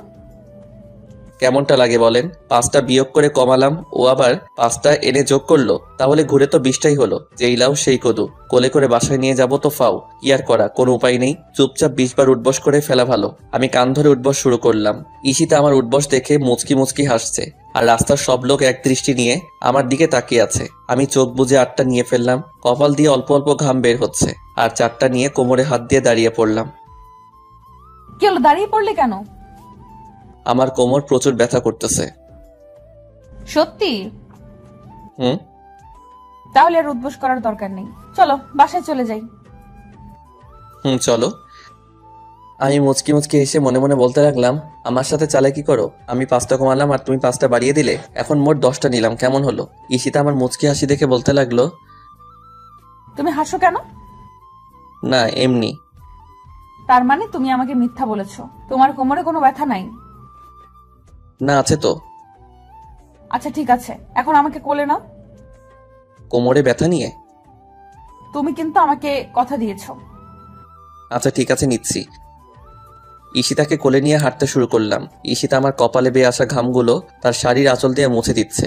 একটা মানুষ যে তার প্রিয় মানুষকে কতটুকু ভালোবাসে তার কেয়ারিং দেখে বোঝা যায়। আমি তোমাকে অনেক ভালোবাসি, তাই তো সব দিকে তোমার এত কেয়ার করি। ঈশিতা তার হাত দিয়ে আমার গলা জড়িয়ে ধরে আছে এবং পলকহীন দৃষ্টি নিয়ে আমার দিকে তাকিয়ে আছে।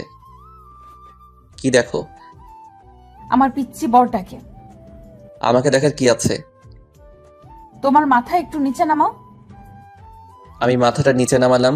ঈশিতা তার হাত দিয়ে আমার স্টাইল করা চুলগুলো সব ওলট পালট করে দিল। কি হলো, চুলগুলো এমন করলে কেন? তোমাকে এত সুন্দর, এত স্মার্ট লাগে কেন? তাই বলে চুলগুলো তুমি এমন করবে? 100 বার করব, কেউ যেন তোমার দিকে না তাকায়, শুধু আমি দেখব। তাই? শুধু তুমি দেখবে? হুম।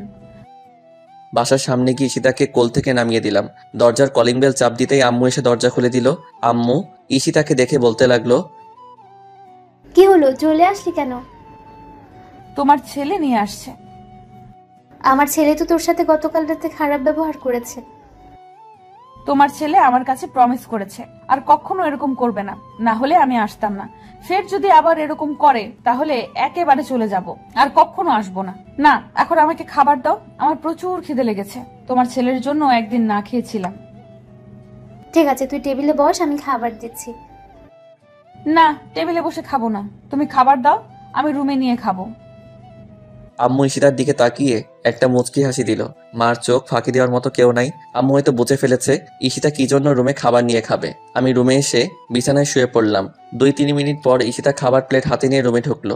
দেখে আমি বিছানায় শুয়ে আছি বলতে লাগলো, কি হলো, শুয়ে পড়লে কেন? উঠো বলছি। শুয়ে পড়ছি কি সাদে? তোমাকে কোলে করে নিয়ে আসতেই তো আমার জান শেষ। তার মানে বোঝাচ্ছ আমি অনেক উইক? আমি কখন বললাম তুমি অনেক উইট? এই যে বললে আমাকে কোলে করে নিয়ে আসতে আসতে তোমার জান শেষ, আর ভুলেও কখনো বলবো না আমাকে কোলে নেওয়ার জন্য। ঈশিতা রাগ করে খাবার প্লেট হাতে নিয়ে রুম থেকে চলে যাচ্ছে। আরে কোথায় যাচ্ছ? নিচে যাচ্ছি, খাবো না আমি। কেন, তুমি না বললে তোমাকে নিজ হাতে খাইয়ে দিতে? না, কেউ খাইয়ে দিতে হবে না, আমি খাবোই না। কেন? তুমি ওই সময় বললে আমি বস্তা, এখন বলছো আমি অনেক কুইট, খাবো না আমি। আচ্ছা বাবা, সরি, আর কখনো এগুলো বলবো না। তুমি যখন বলবে তখনই তোমাকে কোলে নিব। সত্যি আমি যখন বলবো তখন নিবা তো? হ্যাঁ নিব। তাহলে এখন আমাকে কোলে নিয়ে খাইয়ে দিবা। কেমন মাইয়া বলেন, এখন বললো খাবে না, আবার এখনই বলে কোলে তুলে খাইয়ে দিতে হবে। কথা বললেই বিপদ। এখন যদি বলি তুমি না বললে আর কখনো কোলে উঠবা না, তাহলে রাগ খাবারের প্লেটে ফেলে দিয়ে চলে যাবে। এই সুন্দর কিউট মাইয়াগুলোর এত রাগী হয় কেন? ঈশিতাকে কোলে নিয়ে খাইয়ে দিচ্ছি, একটা লোকমা দিয়েছি, অনেক বড় দোগাল ফুলিয়ে চিবোচ্ছে, আর কি যেন বলার চেষ্টা করছে, কিন্তু মুখ দিয়ে শুধু শব্দ বের হচ্ছে। আমি হাত দিয়ে ইশারা করে বললাম আগে খেয়ে নাও, তারপর কথা বলবা। ঈশিতা মুখের ভাত শেষ করে বলতে লাগলো, এত বড় লোকমা দিয়েছো কেন? আমার চাবাতে অনেক কষ্ট হয়েছে। তুমি না বললে তোমার অনেক খিদে লেগেছে? তাই বলে সব একেবারে দিয়ে দিবা নাকি? ছোট ছোট লোকমা দাও। আচ্ছা ঠিক আছে। এবার ঈশিতাকে একটা ছোট লোকমা দিলাম, তারপরও দুগাল ফুলিয়ে চাবাচ্ছে। আমি জিজ্ঞাসা করলাম, এবার তো ছোট লোকমা দিলাম, তাহলে দুগাল ফুলিয়ে চাবাচ্ছ কেন? একটা ঢোক গিলে বলতে লাগলাম, এটা আমার ছোটবেলার অভ্যাস। আমি ঈশিতার খাবারের স্টাইল দেখে আমার হাসি উঠে গেল। ঈশিতার কাছে পিচ্চি বাচ্চারাও হার মানবে। বাচ্চারা মনে হয় এই সিস্টেমে খাবার খায় না। ঈশিতাকে খাবার খাওয়ানো শেষ করতে দেরি, আম্মু ডাক দিতে দেরি নয়। একটু রোমান্স করবো সেই সুযোগটা পেলাম না। আমি গোসল দিয়ে মসজিদে নামাজ পড়তে চলে গেলাম। নামাজ শেষ করে মসজিদে কিছুক্ষণ কোরআন তেলাওয়াত করে তারপর বাসায় আসলাম। বাসায় এসে দেখি টেবিলে খাবার রেডি, সবাই মিলে খাওয়া দাওয়া করলাম। ঈশিতা আগে উঠে চলে গেল। আমি আব্বুর সাথে একটা বিষয় নিয়ে কথা বলতেছি। আব্বুর সাথে কথা বলা শেষ করে আমি আমার রুমের দিকে পা বাড়ালাম। রুমে ঢুকে দেখি ঈশিতা ড্রেসিং এর আয়নার সামনে বসে চুল আঁচড়াচ্ছে। আমি দরজাটা লাগাতে গিয়ে দরজাটা একটু জোরে আওয়াজ হলো। ঈশিতা হকচকিয়ে বলল, কে? ঈশিতা এত জোরে কে বলছে? আমি একটু ভয় পেয়ে গেলাম। এমন তার ছেড়ে আমি দেখি নাই। এই বাসায় আব্বু আম্মু আমি আর ঈশিতা ছাড়া কেউ নাই, তাহলে রুমে কে আসবে? ঈশিতা আমার দিকে তাকিয়ে আছে। আমিও এক দৃষ্টি নিয়ে ঈশিতার দিকে তাকিয়ে ওকে খুব সুন্দর লাগছে। আমি একটু মজা নেওয়ার জন্য সিনেমায় অ্যাক্টিং শুরু করলাম। দেখি ঈশিতা কি করে। হাই সুন্দরী, তুমি আমাকে চিনো না? আমি কে? কিছুদিন আগে সবার সামনে তুমি আমার গালে থাপ্পড় দিয়েছিলে। আমি আজ তার প্রতিশোধ নেব। এই নির্জন বাসায় তোমাকে একা পেয়েছি, আজ কেউই তোমাকে আমার হাত থেকে রক্ষা করতে পারবে না। হা হা হা হা। আমি তোদের মতো সন্ত্রাসীকে ভয় পাই না। তাই নাকি সুন্দরী? আজ তোমাকে দেখাবো ভয় কত প্রকার ও কি কি। এ কথা বলে আমি ঈশিতার দিকে এগিয়ে যেতে লাগলাম। ঈশিতা বলতে শুরু করলো, প্লিজ আপনি আমার কাছে আসবেন না, আমি কিন্তু চিৎকার করব, লোক ডাকবো। হাই হাই, এ তো দেখি অ্যাক্টিং এ আমার ওস্তাদ।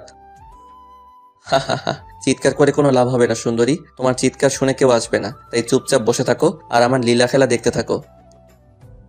আমি ঈশিতার দিকে এগিয়ে যেতে লাগলাম। ঈশিতা বলতে লাগলো, তুই আমার কাছে আসবি না শয়তান, তুই আমার স্বামীকে চিনিস না। আমার স্বামী যদি একবার জানতে পারে তাহলে তোকে জ্যান্ত মাটিতে দিয়ে ফেলবে। হা হা হা হা। তাই নাকি? ডাক তোর স্বামীকে। ঈশিতা চোখ বুজে ফারাবি বলে একটা ডাক দিল। সাথে সাথে আমি অ্যাক্টিং ছেড়ে দিয়ে হাতের ডেনাটা একটু উপরে তুললাম। চুলগুলো হাত দিয়ে নাড়া দিয়ে ঈশিতার সামনে গিয়ে বললাম, কি হয়েছে ঈশিতা, এত জোরে চিৎকার করলে কেন? একটা গুন্ডা এসেছিল। কোথায়? তুমি আসার পরে চলে গেছে। তাই? হুম। দুজনেই জোরে হেসে উঠলাম। ঈশিতাকে ড্রেসিং এর আয়নার সামনে থেকে কোলে তুলে নিলাম। তারপর বিছানার দিকে এগিয়ে যেতে লাগলাম। ঈশিতা তার হাত দিয়ে আমার গলা জড়িয়ে ধরেছে। বিছানার কাছে নিয়ে ওকে শুইয়ে দিলাম। ঈশিতা চোখ বন্ধ করে জোরে জোরে নিঃশ্বাস নিতে লাগলো। আমি ঈশিতার সেই নিঃশ্বাসের আওয়াজ স্পষ্ট শুনতে পারছি। আমি আস্তে আস্তে ঈশিতার গোলাপি ঠোঁট জোড়ার দিকে এগিয়ে যাচ্ছি। ঈশিতার বুক খুব দ্রুত ওঠানামা করছে। আমি যখন ঈশিতার ঠোঁট জোড়াগুলো নিজের আয়ত্তে নিয়ে নেব, এমন সময় ঈশিতার দিকে তাকালাম। ওর কপালে অল্প অল্প ঘামের ফোঁটা, ঠোঁটগুলো শুকিয়ে একটা থেকে আরেকটা আলাদা হয়ে আছে। ঈশিতার গরম উষ্ণ নিঃশ্বাস আমার মুখের উপর পড়ছে। নিজেকে এক অজানা জগতে হারিয়ে ফেলছি। আমি ঈশিতার ঠোঁট জোড়ার কাছে আমার ঠোঁট জোড়া নিয়ে ফিরিয়ে আনলাম। পরক্ষণে ঈশিতা তার চোখ খুলে তাকালো এবং বলতে লাগলো, কি হলো? না কিছু না। সরো আমার উপর থেকে, খালামণি ডাকছে। কেউ ডাকছে না, চুপচাপ শুয়ে থাকো। ঈশিতা আমার কথা মতো চুপ হয়ে শুয়ে রইল।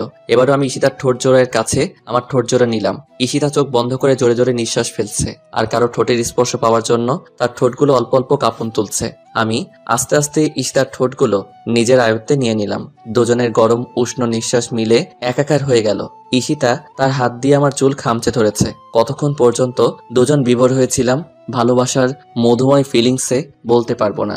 কিছুক্ষণ পর ঈশিতা আমাকে ধাক্কা দিয়ে নিচে ফেলে আমার বুকে এসে শুয়ে পড়ল এবং জোরে জোরে হাঁপাতে লাগলো। আমি বড় বড় কয়েকটা নিঃশ্বাস নিয়ে ঈশিতাকে বললাম, এখন ওঠো, আমার একটু বাইরে যেতে হবে। বাহিরে কেন? আমার একটু কাজ আছে। না, কোথাও যেতে পারবে না, আমি এখন ঘুমাবো। ঘুমাবে ভালো কথা, বালিশে ঘুমাও। না, আমি তোমার বুকে ঘুমাবো। আমি বলছি না তোমার বুকটা শুধু আমার জন্য বরাদ্দ? এখন কোনো কথা নয়, গতকাল রাতে ঘুমাতে পারি নাই তোমার জন্য, এখন আমি ঘুমাবো, তুমি চুপচাপ শুয়ে থাকো। আরে এই দিনের বেলা আমার ঘুমে ধরবে না তো? ঘুমে না ধরলেও তোমার শুয়ে থাকতে হবে। যতক্ষণ পর্যন্ত আমি ঘুমাবো ততক্ষণ পর্যন্ত একদম নড়াচড়া করবে না। নড়াচড়া করলে কিন্তু একদম মেরে ফেলবো। পাগলি একটা।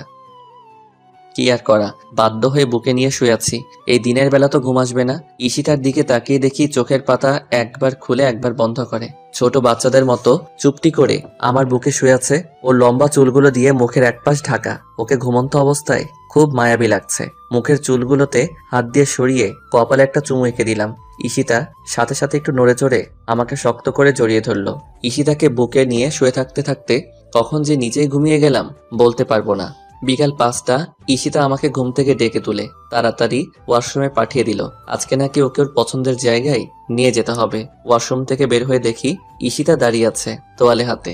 আমার ভেজা চুলগুলো তোয়ালে দিয়ে মুছে দিল।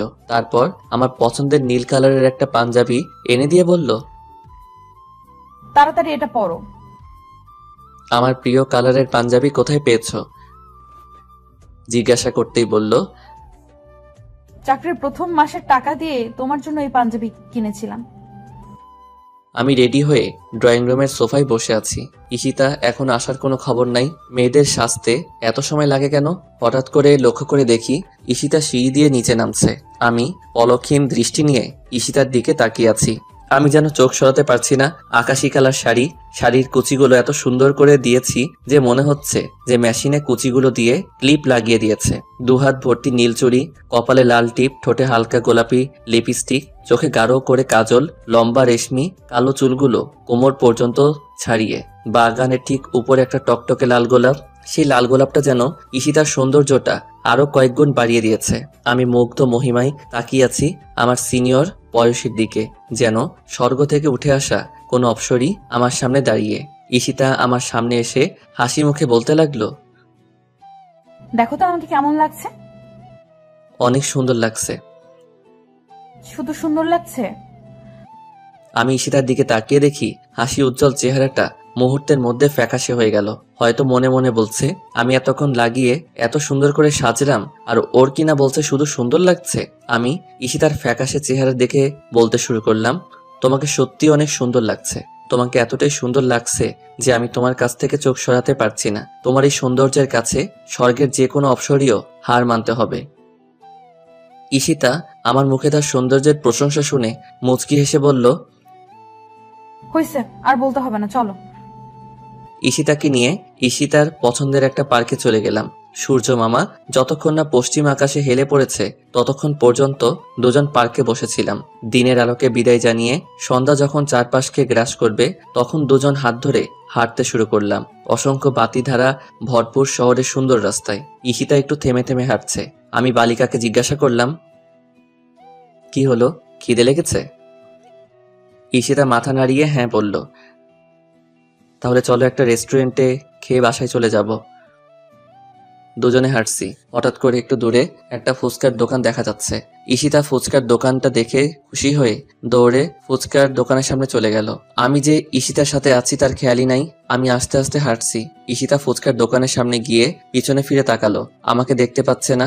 তার চোখ জোড়া পাগলের মতো আমাকে খুঁজতে লাগলো, এদিক ওদিক তাকাচ্ছে। পরক্ষণে আমি যখন তার সামনে গেলাম, সে দৌড়ে আমার কাছে আসলো এবং হাঁপাতে হাঁপাতে বলতে লাগলো, কোথায় ছিলে তুমি? তুমি এত আস্তে আস্তে হাঁটো কেন? আমি তো ভয় পেয়ে গেছিলাম।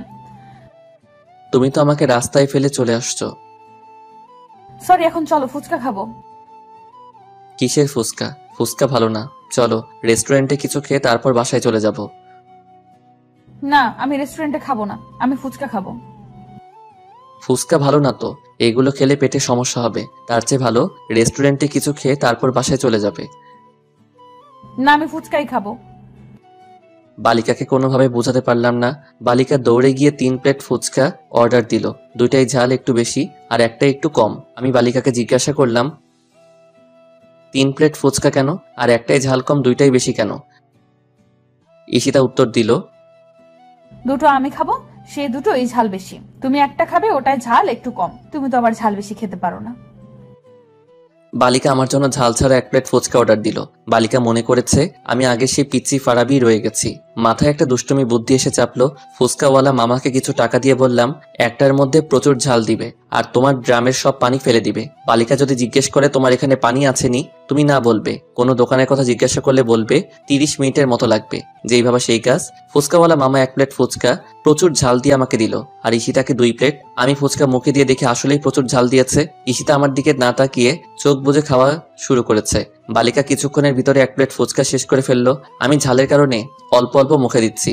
ঈশিতা আরেক প্লেট ফুচকা প্রায় শেষের দিকে। তখন আমি ঝালের কারণে চেঁচিয়ে উঠলাম, সত্যি আমার অনেক ঝাল লেগেছে। ঝালের কারণে চোখ দিয়ে পানি চলে আসছে। ঈশিতা বলতে লাগলো, কি হয়েছে? আমার প্রচুর ঝাল লেগেছে। তোমার এটাই তো ঝাল দেয় না? ঝাল না দিলে কি আমি স্বাদে চিল্লাচ্ছি? ঈশিতা আমার দিকে লক্ষ্য করে দেখে আসলে ঝালের কারণে আমার চেহারা পুরো লাল হয়ে গিয়েছে, চোখ দিয়ে পানি পড়ছে। ঈশিতা ফুচকার প্লেটটা রেখে তাড়াতাড়ি ফুচকাওয়ালা মামার কাছে গিয়ে বলতে লাগলো, তাড়াতাড়ি পানি দেন। পানি তো নাই ম্যাডাম। কি বলছেন আপনি? আপনাকে না না করেছি ওর এটার মধ্যে ঝাল না দেওয়ার জন্য? আপনি ঝাল দিলেন কেন ওইটায়? ম্যাডাম ভুলে ঝাল পড়ে গেছে। এদিকে আমি ঝালের কারণে চিল্লিয়ে যাচ্ছি। ঈশিতা দৌড়ে আমার কাছে এসে বলল, ঝাল কি বেশি লেগেছে? আমি ঈশিতার কথার কোনো জবাব দিচ্ছি না, চোখ দিয়ে অজর ধারায় পানি পড়ছে। এখন কি করব আমি? এখানে তো পানিও নেই। কিছু একটা করো প্লিজ, তাড়াতাড়ি, আমি ঝালের কারণে মরে যাচ্ছি। হায় আল্লাহ, এখন আমি কি করব? কি জন্য আমি ফুচকা খেতে এসেছিলাম? ওই ফুচকাওয়ালা ব্যাটার জন্য এই অবস্থা। ঈশিতা পানির জন্য দৌড়াদৌড়ি শুরু করে দিল। ফুচকাওয়ালা মামার কাছে আবারও গিয়ে বলল, প্লিজ একটু পানির ব্যবস্থা করেন না। ম্যাডাম আমি পানি কোথা থেকে আনবো? আপনি ফুচকা বিক্রি করেন, আপনার কাছে পানি থাকে না? আপনি ওকে ঝাল দিয়েছেন কেন? ঈশিতা ঘুরে আমার দিকে তাকালো। আমার অবস্থা খুবই খারাপ। পরক্ষণে আবার ফুচকাওয়ালা মামাকে বলতে লাগলো, আশেপাশে কোনো দোকান নাই? না ম্যাডাম, দোকান তো অনেক দূরে, প্রায় 30 মিনিট লাগবে। কি বলছেন আপনি? ও তো এখন ঝালের কারণে মারা যাবে। ওর যদি কিছু একটা হয়ে যায় আপনাকে আমি ছাড়বো না। আমি ঈশিতাকে ডাকতে লাগলাম। ঈশিতা দৌড়ে আমার কাছে এলো। কি হলো, পানির ব্যবস্থা করতে পারলেন না? কোথাও পানি নাই, দোকানে যেতে এখান থেকে 30 মিনিট লাগবে। এখন আমি কি করব? কিছু একটা করো প্লিজ। ঈশিতা কি করবে বুঝতে পারছে না, দিশেহারা হয়ে গেল। আমাকে টেনে একটা গাছে আড়ালে আনলো, তারপর বলতে লাগলো, চোখ বন্ধ করো। আমি ঝালে মরছি, চোখ বন্ধ করব কেন? তোমাকে বলছি চোখ বন্ধ করতে। আমি চোখ বন্ধ করলাম। সাথে সাথে ঈশিতা আমার ঠোঁট জোড়া ওর আয়ত্তে নিয়ে নিল। অতিরিক্ত ঝাল আর ঈশিতার মধুমাখা চুম্বন দুইটা একত্রিত করে মুখের ভিতরে এক অন্যরকম ফিলিংসের আভাস সৃষ্টি করেছে। মনে হচ্ছে আমার সব ঝাল ঈশিতা তার মধুমাখা ঠোঁট দিয়ে সব চুষে নিচ্ছে। কিছুক্ষণ পর ঈশিতা আমার ঠোঁট ছেড়ে দিয়ে জিজ্ঞাসা করতে লাগলো, ঝাল কমেছে? আমি মাথা নাড়িয়ে না বললাম। সাথে সাথে ঈশিতা আবারও এক চুম্বনে হারিয়ে গেল। ঈশিতার এবারে চুম্বনে আমার মুখের ঝালটাকে একেবারে নিস্তব্ধ করে দিয়েছে। এভাবে ঈশিতা 3 বার আমার ঠোঁট ও আয়ত্তে নেওয়ার পর বলতে লাগলো, এবার ঝাল কমেছে? আমি একটু হেসে বললাম, না। সাথে সাথে ঈশিতা আমার বুকে 2-3 ঘুষি মেরে বলল, লুচু কোথাকার। ঈশিতাকে নিয়ে ফুচকাওয়ালা মামার টাকা দিতে যাব। ঈশিতা বলতে লাগলো, কোনো টাকা দিবে না। কেন? ওনাকে 100 বার না করছি তোমার ফুচকার মধ্যে ঝাল না দেওয়ার জন্য, তারপরে উনি ঝাল দিলেন কেন? আর সবচেয়ে বড় কথা, উনি ফুচকা বিক্রি করে পানি রাখে না কেন? ঈশিতাকে অনেক বুঝিয়ে ফুচকাওয়ালা মামার টাকা দিয়ে হাঁটতে লাগলাম। হাঁটতে হাঁটতে মেন রোড ছেড়ে একটা ছোট রাস্তায় চলে এসেছি। ঈশিতা আমার একটু আগে আগে হাঁটছে। নিস্তব্ধ পরিবেশ, এই রাস্তায় তেমন মানুষ নাই, জনমানবহীন শূন্য রাস্তা। হয়তো খুব কম সংখ্যক লোক এই রাস্তাটা ব্যবহার করে। আমি মনে মনে বলছি, কোন রাস্তায় চলে আসলাম? এই রাস্তা দিয়ে তো আমি কখনো যাইনি। রাস্তার ল্যাম্পপোস্টের বাতিগুলোর একটু দূরে দূরে, এত দূরে দূরে বাতি দেওয়ার মানে কি? চারপাশে অসংখ্য বড় বড় মেহগনি গাছ। সেই মেহগনি গাছের কারণে রাস্তাটাকে একটু অন্ধকার দেখা যাচ্ছে। চারপাশ থেকে অসংখ্য ঝিঝি পোকার ঝিঝি শব্দ কানে আসছে। পরিবেশটাকে আমার কাছে তেরকম সুবিধার মনে হচ্ছে না। হঠাৎ করে তীব্র একটা ঠান্ডা একটা বাতাস শরীরে এসে লাগলো। সে বাতাসে মেহগনি গাছের পাতাগুলো ঝরঝর করে রাস্তায় পড়ছে। গাছে ডাল একটার সাথে আরেকটা বাড়ি খাচ্ছে। আকাশের দিকে তাকিয়ে বুঝতে পারলাম মেঘের পূর্বাভাস। কিছুক্ষণ পরে হয়তো বৃষ্টি নামবে। ঠান্ডা বাতাস আর অল্প অন্ধকার রাস্তা, এই পরিবেশটা দেখে গাটা কেমন যেন একটু হিমশীতল হয়ে এলো। আমি পরক্ষণেই সামনে তাকাতে দেখি বিশাল বড় একটা কবরস্থান। এবার শরীরটা পুরোপুরি কাটা দিয়ে উঠলো। হাতে থাকা ঘড়ির দিকে তাকালাম। রাত 8টা বেজে গেছে, খেয়ালই নেই। আম্মু খুব টেনশন করবে। আমি জোরে জোরে পা চালাতে লাগলাম। সামনে তাকিয়ে দেখি ঈশিতা আমার কিনে দেওয়া চকলেট খাচ্ছে আর আনমনে হাঁটছে। আমি বালিকাকে ধরার জন্য আর একটু জোরে পা চালাতে লাগলাম। হঠাৎ করে পকেটে থাকা মোবাইলটা বাজতে লাগলো। মোবাইলটা বের করে কানে লাগাতেই ঈশিতা আচমকা দৌড়ে এসে আমাকে শক্ত করে জড়িয়ে ধরলো।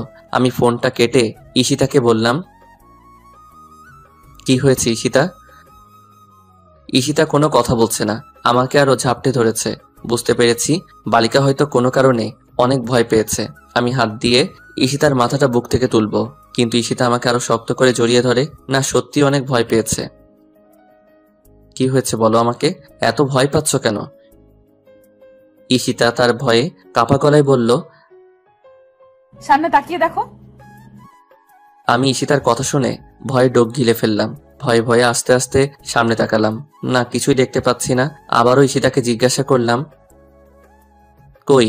সামনে তো কিছুই নাই। ঈশিতা এবার বলতে লাগলো, কবরস্থানের কোনায় বড় গাছের নিচে তাকিয়ে দেখো। এবার সত্যি সত্যি ঈশিতার কথা শুনে গলা শুকিয়ে গিয়েছে। কবরস্থানের দিকে চোখ তুলে তাকাবো, সে সাহসটুকু পাচ্ছি না।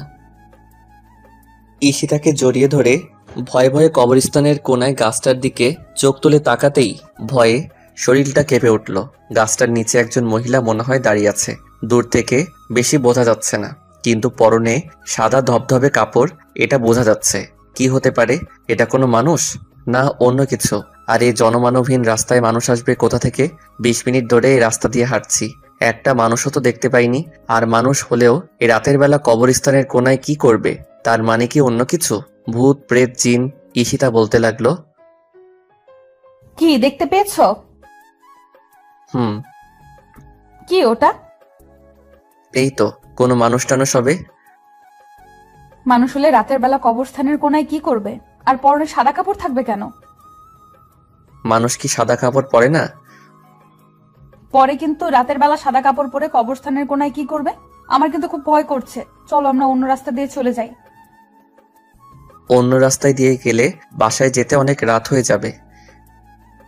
তাহলে কি করবে এখন? ঈশিতার কথা শুনে ভাবতে লাগলাম কি করা যায়। রাতের বেলা কবরস্থানের কোনায় কি হতে পারে এটা? হঠাৎ করে মনে হলো কবরস্থান তো পাক পবিত্র জায়গা, ওইখানে তো কোনো খারাপ জিনিস থাকে না। তাহলে ওটাও কোনো খারাপ জিনিস না, হয়তো কোনো পাগল টাগল হবে। এর আগেও একবার ভয় পেয়েছিলাম। রাতে বন্ধুদের সাথে আড্ডা দিয়ে বাসায় ফিরছিলাম। রাত 1টা। রাস্তার মোড়ে দেখি একজন মহিলা দাঁড়িয়ে আছে, এলোমেলো চুলে। মহিলাটাকে অনেকটা অদ্ভুত দেখা যাচ্ছিল। ওই দিন অনেকটা ভয় পেয়েছিলাম, পরে জানতে পারি ওটা একটা পাগল ছিল। আজ হয়তো ওরকমই কিছু একটা হবে। আমি ঈশিতাকে বললাম, চলো আস্তে আস্তে হাঁটতে থাকি, দেখি এটা কি হতে পারে। ঈশিতা আমার পিছনে তার 2 হাত দিয়ে আমার হাত শক্ত করে ধরেছে। যত সামনে আগাচ্ছি ততই ভয় লাগছে। দোয়া দুরুদ যা মুখস্থ ছিল সব পড়তে লাগলাম। ঈশিতা আমার হাত এতটাই শক্ত করে ধরেছে যে মনে হচ্ছে ঈশিতার হাতে বড় বড় নখগুলো আমার হাতের ভিতরে ঢুকে যাচ্ছে। হঠাৎ করে ঈশিতা বলতে লাগলো, আর সামনে যাওয়ার দরকার নাই, চলো আমরা অন্য রাস্তা দিয়ে চলে যাই। আমার না খুব ভয় করছে। এত ভয় পাবার কি আছে? আমি আছি তো নাকি, কিচ্ছু হবে না, আমরা এই রাস্তা দিয়ে যাব। ঈশিতা বলতে লাগলো, আমার কি মনে হচ্ছে জানো? কি? আমার মনে হচ্ছে এটা কোনো কবর থেকে ওঠা মানুষ। দেখো না, সাদা কাপড় পরা। এবার ঈশিতার কথা শুনে আরেকটু ভয় পেয়ে গেলাম। এই বালিকা তো আজকে ভয় পাইয়েই মেরে ফেলবে। ব্যাককল মাইয়া, কবর থেকে কোনো মানুষ উঠতে পারে? আমি ঈশিতাকে ধমক দিয়ে বললাম, চুপ করো। এই আধুনিক যুগে কি আবোল তাবোল কথা? কবর থেকে কখনো মানুষ উঠতে পারে? দোয়া দরুদ পড়ে সামনে আগাতে লাগলাম। না, এত দোয়া দরুদ পড়ছি, কিন্তু জিনিসটা ওখান থেকে এক চুল পরিমাণও নড়ছে না। অন্য জিনিস হলে তো এতক্ষণে এখান থেকে চলে যাওয়ার কথা। তার মানে নিশ্চয়ই কোনো পাগল। এবার ভয়ে অনেকটা কেটে গেছে। ঈশিতার দিকে লক্ষ্য করে দেখি ভয়ে একদম চুপসে গেছে, কোনো কথা বলছে না। গুটি গুটি পায়ে আমার হাতটা শক্ত করে ধরে হাঁটছে। আমি ঈশিতাকে জিজ্ঞাসা করলাম, ঈশিতা, হুম। আমরা ওটা সামনে যাওয়ার পরে ওটা যদি আমাদেরকে দৌড়ানি দেয়? কি বলছো তুমি? আমার কিন্তু অনেক ভয় করছে। প্লিজ চলো, অন্য রাস্তা দিয়ে চলে যাই। ভয় পাওয়ার কিছু নেই।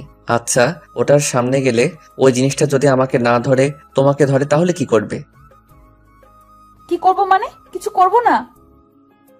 কেন? তুমি আছো তো। আমি কি করব? তুমি আমাকে বাঁচাবে। ওই সময় তো আমার জান বাঁচানো ফরজ। তোমাকে কিভাবে বাঁচাবো? কি? তুমি আমাকে বাঁচাবে না? আরে আরে ওই সময় আমি বাঁচলে এনে তোমাকে বাঁচাবো। আমি কিন্তু এখন কান্না করব। আমি আরেকটু মজা নেওয়ার জন্য বললাম, ঈশিতা, তোমার পিছনে তাকিয়ে দেখো। বালিকা ভয় পেয়ে চিৎকার দিয়ে আমাকে শক্ত করে জড়িয়ে ধরলো। কোনোভাবে ঈশিতার মাথা আমার বুক থেকে তুলতে পারছি না। অনেকক্ষণ পরে বুক থেকে মাথাটা তুললাম, দেখি বালিকা কান্না করে দিয়েছে। আমি জিজ্ঞাসা করলাম, কি ভয় পেয়েছো? বালিকা কান্নার কারণে মাথা ঝাঁকি দিয়ে হ্যাঁ শব্দ উচ্চারণ করলো। না, অনেকটা ভয় পেয়ে গিয়েছে। আমি ঈশিতার মাথাটা তুলে চোখের পানি মুছে দিয়ে বললাম, পাগলি একটা, এত ভয় পাবার কি, আমি আছি তো। ঈশিতা আমার হাত শক্ত করে ধরে আছে। আমি আস্তে আস্তে সামনে যেতে লাগলাম। ঈশিতা আমাকে থামিয়ে বলতে লাগলো, আর সামনে যাওয়ার দরকার নাই। কেন? ওটা যদি তোমার কিছু করে? আমি একটা হাসি দিয়ে মনে মনে বলতে লাগলাম, পাগলি মেয়ে একটা, নিজেও ভয় পাবে আর সেই ভয়ের মধ্যে আমার কথাও চিন্তা করবে। এটাকেই তো ভালোবাসা বলে। নিজে বিপদে থেকেও সেই বিপদের মুহূর্তে প্রিয় মানুষটির কথা চিন্তা করে। আমি ঈশিতাকে বললাম, কিচ্ছু করবে না আমার, চলো। ঈশিতাকে নিয়ে ওই জিনিসটার কাছাকাছি চলে গেলাম। হ্যাঁ, স্পষ্ট দেখতে পাচ্ছি একজন মহিলা দাঁড়িয়ে আছে সাদা শাড়ি পরে। কিন্তু একজন মহিলা এত রাতে কবরস্থান কোনায় কি করে? হঠাৎ করে লক্ষ্য করলাম মহিলা কি যেন বলছে। মহিলার কথা শোনার জন্য আর একটু সামনে এগিয়ে গেলাম। সামনে গিয়ে পুরোপুরিভাবে বুঝতে পারলাম আমি যা ভেবেছিলাম তাই। একজন পাগল মুখ দিয়ে কি আবল তাবল বিলাপ করছে। ঈশিতাকে নিয়ে দ্রুত কবরস্থানের জায়গা ওভারটেক করে সামনে চলে আসলাম। কিছুক্ষণ হাঁটার পরে দেখতে পেলাম গাড়ি ঘোড়া চলছে, দোকানপাটও আছে। এর ভিতরে গড়ি গড়ি বৃষ্টি পড়া শুরু হয়েছে। তাড়াতাড়ি বাসায় যেতে হবে। একটা রিক্সা ঠিক করলাম, রিক্সায় উঠতে যাব। এমন সময় পকেটের থাকা মোবাইলটা বাজতে লাগলো। আম্মু ফোন দিয়েছে। হ্যাঁ আম্মু, বলো। কোথায় তোরা? এই তো আম্মু, রাস্তায়। রাস্তায় কি করিস? বৃষ্টি আসতেছে, দেখতে পাচ্ছিস না? তাড়াতাড়ি বাসায় আয়। একদম কিন্তু বৃষ্টিতে ভিজবে না, তোর কিন্তু অল্প বৃষ্টিতে ভিজলে জ্বর চলে আসে। আচ্ছা ঠিক আছে, আসতেছি আমরা। ঈশিতা কোথায়? ঈশিতার কাছে ফোনটা দে। আমি ফোনটা ঈশিতার কাছে দিলাম। ঈশিতা কিছুক্ষণ আম্মুর সাথে কথা বলে ফোনটা রেখে দিল। আম্মু ঈশিতার কাছে কি বলছে কে জানে। একটা রিক্সা ঠিক করে রিক্সায় উঠতে যাব, এমন সময় ঝুম বৃষ্টি পড়তে শুরু করলো। তাড়াতাড়ি রিক্সায় উঠে ঈশিতা রিক্সার হুডটা টান দিয়ে তুললো। বৃষ্টির মধ্যে রিক্সা চলতে শুরু করলো। রিক্সাওয়ালা মামা একটা পলিথিন কাগজ আমাদের পায়ের কাছে দিল, যেন ভিজে না যায়। ঈশিতা আমার দিকে তাকিয়ে দেখে ঝুম বৃষ্টির কারণে আমার মাথা প্রায় ভিজে যাচ্ছে। ঈশিতা জানে যে আমি অল্প বৃষ্টিতে ভিজলে আমার জ্বর চলে আসে, তাই ঈশিতা তাড়াতাড়ি পায়ের কাছ থেকে পলিথিন কাগজটা তুলে আমার মাথায় ধরলো। আমি ঈশিতার দিকে তাকিয়ে হাত দিয়ে কাগজটা ধরলাম। বৃষ্টি বেড়েই চলেছে। মাথার উপরে কাগজ দেওয়ার পরেও বৃষ্টির ফোঁটা এসে গায়ে পড়ছে, প্রায় ভিজেই যাচ্ছি। ঈশিতা আমার দিকে তাকিয়ে তার শাড়ির আঁচলটা দিয়ে আমাকে সম্পূর্ণভাবে ঢেকে নিল। আমি ঈশিতার এত কেয়ার দেখে ঈশিতার দিকে এক দৃষ্টি দিয়ে তাকালাম। ঈশিতা প্রায় বৃষ্টিতে ভিজে গেছে, কিন্তু ঈশিতার সেদিকে কোনো খেয়াল নাই। আমি ভিজে যাচ্ছি সেই দিকেই তার খেয়াল, তাই তো কাগজের পরেও তার শাড়ির আঁচলটা আমার মাথার উপর ধরেছে। আমি ঈশিতার দিকে তাকিয়ে থাকতে দেখে ঈশিতা বলতে লাগলো, কি দেখো এভাবে তাকিয়ে? আমার সিনিয়র বউটাকে দেখি। এত দেখতে হবে না, এমনি বৃষ্টিতে ভিজে যাচ্ছ, চুপ করে বসে থাকো।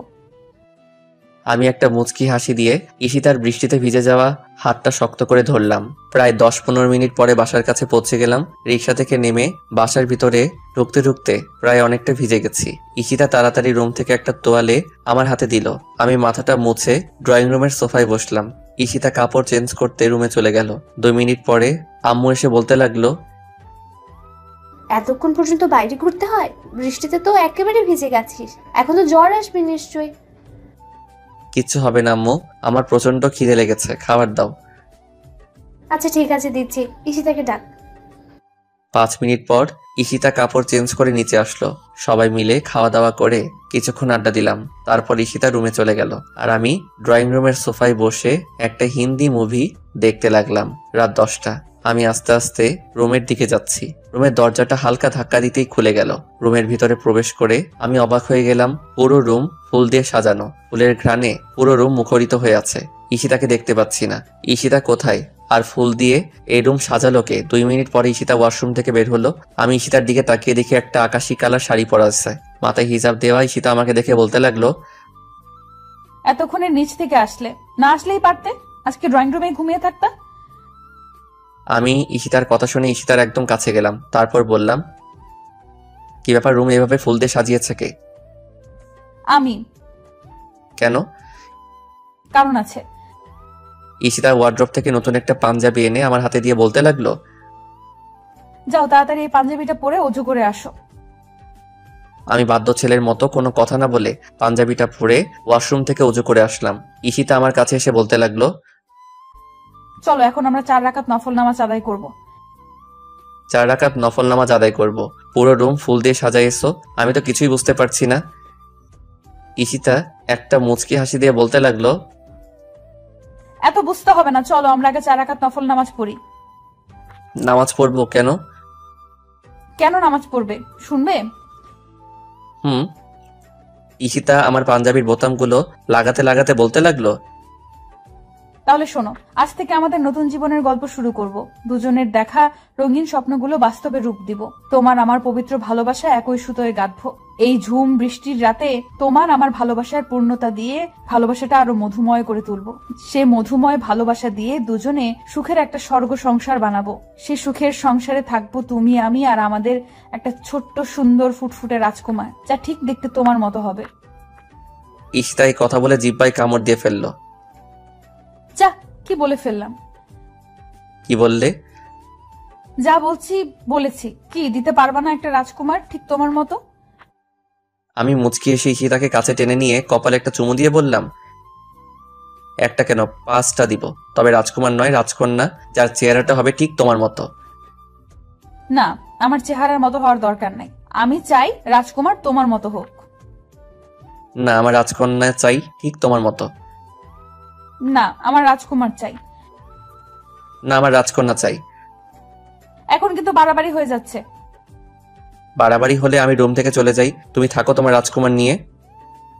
আচ্ছা ঠিক আছে, চলো আমরা নামাজ পড়ে আল্লাহর কাছে চাই। আল্লাহ যা দিবে আমরা তাতেই খুশি। চলো। দুজনে 4 রাকাত নফল নামাজ পড়লাম এবং আমরা নেক সন্তান দেওয়ার জন্য আল্লাহর কাছে দোয়া চাইলাম। নামাজ শেষ করে আমি ঈশিতাকে কোলে তুলে নিয়ে আস্তে আস্তে বিছানার দিকে এগিয়ে যেতে লাগলাম।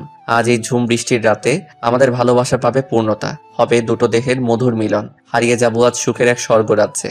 আজ ইচ্ছে ডানা মেলে উড়ে বেড়াবো ওই দূর নীল আকাশে। রংধনুর 7 রঙে রাঙাবে আজ আমাদের জীবন। ভালোবাসার ছোট নৌকায় পাল তুলে পাড়ি দিব ওই দূর মহাসাগর। আজকের পর থেকে আমার জীবন নতুন এক অধ্যায়ের সূচনা হবে। প্রেমের নতুন একটা গল্প শুরু হবে। সেই প্রেমের নতুন গল্পের ভিতরে থাকবে রাগ, অভিমান, ঝগড়া, খুনসুটি, আর অফুরন্ত ভালোবাসা, অটুট বিশ্বাস, আর 2 চোখে দেখা হাজারো রঙিন স্বপ্ন। যতদিন থাকবো ক্ষণিকের এই দুনিয়াতে, কষ্ট নামের কোনো ঝড়ো হাওয়া যেন না আসে আমাদের এই অফুরন্ত ভালোবাসার বন্ধনে। বেঁচে থাকুক পৃথিবীতে এরকম পবিত্র ও সত্যিকারের ভালোবাসাগুলো, আর অচিরেই সেই দূর দেশে হারিয়ে যাক ভালোবাসার নামের মিথ্যে অভিনয়গুলো।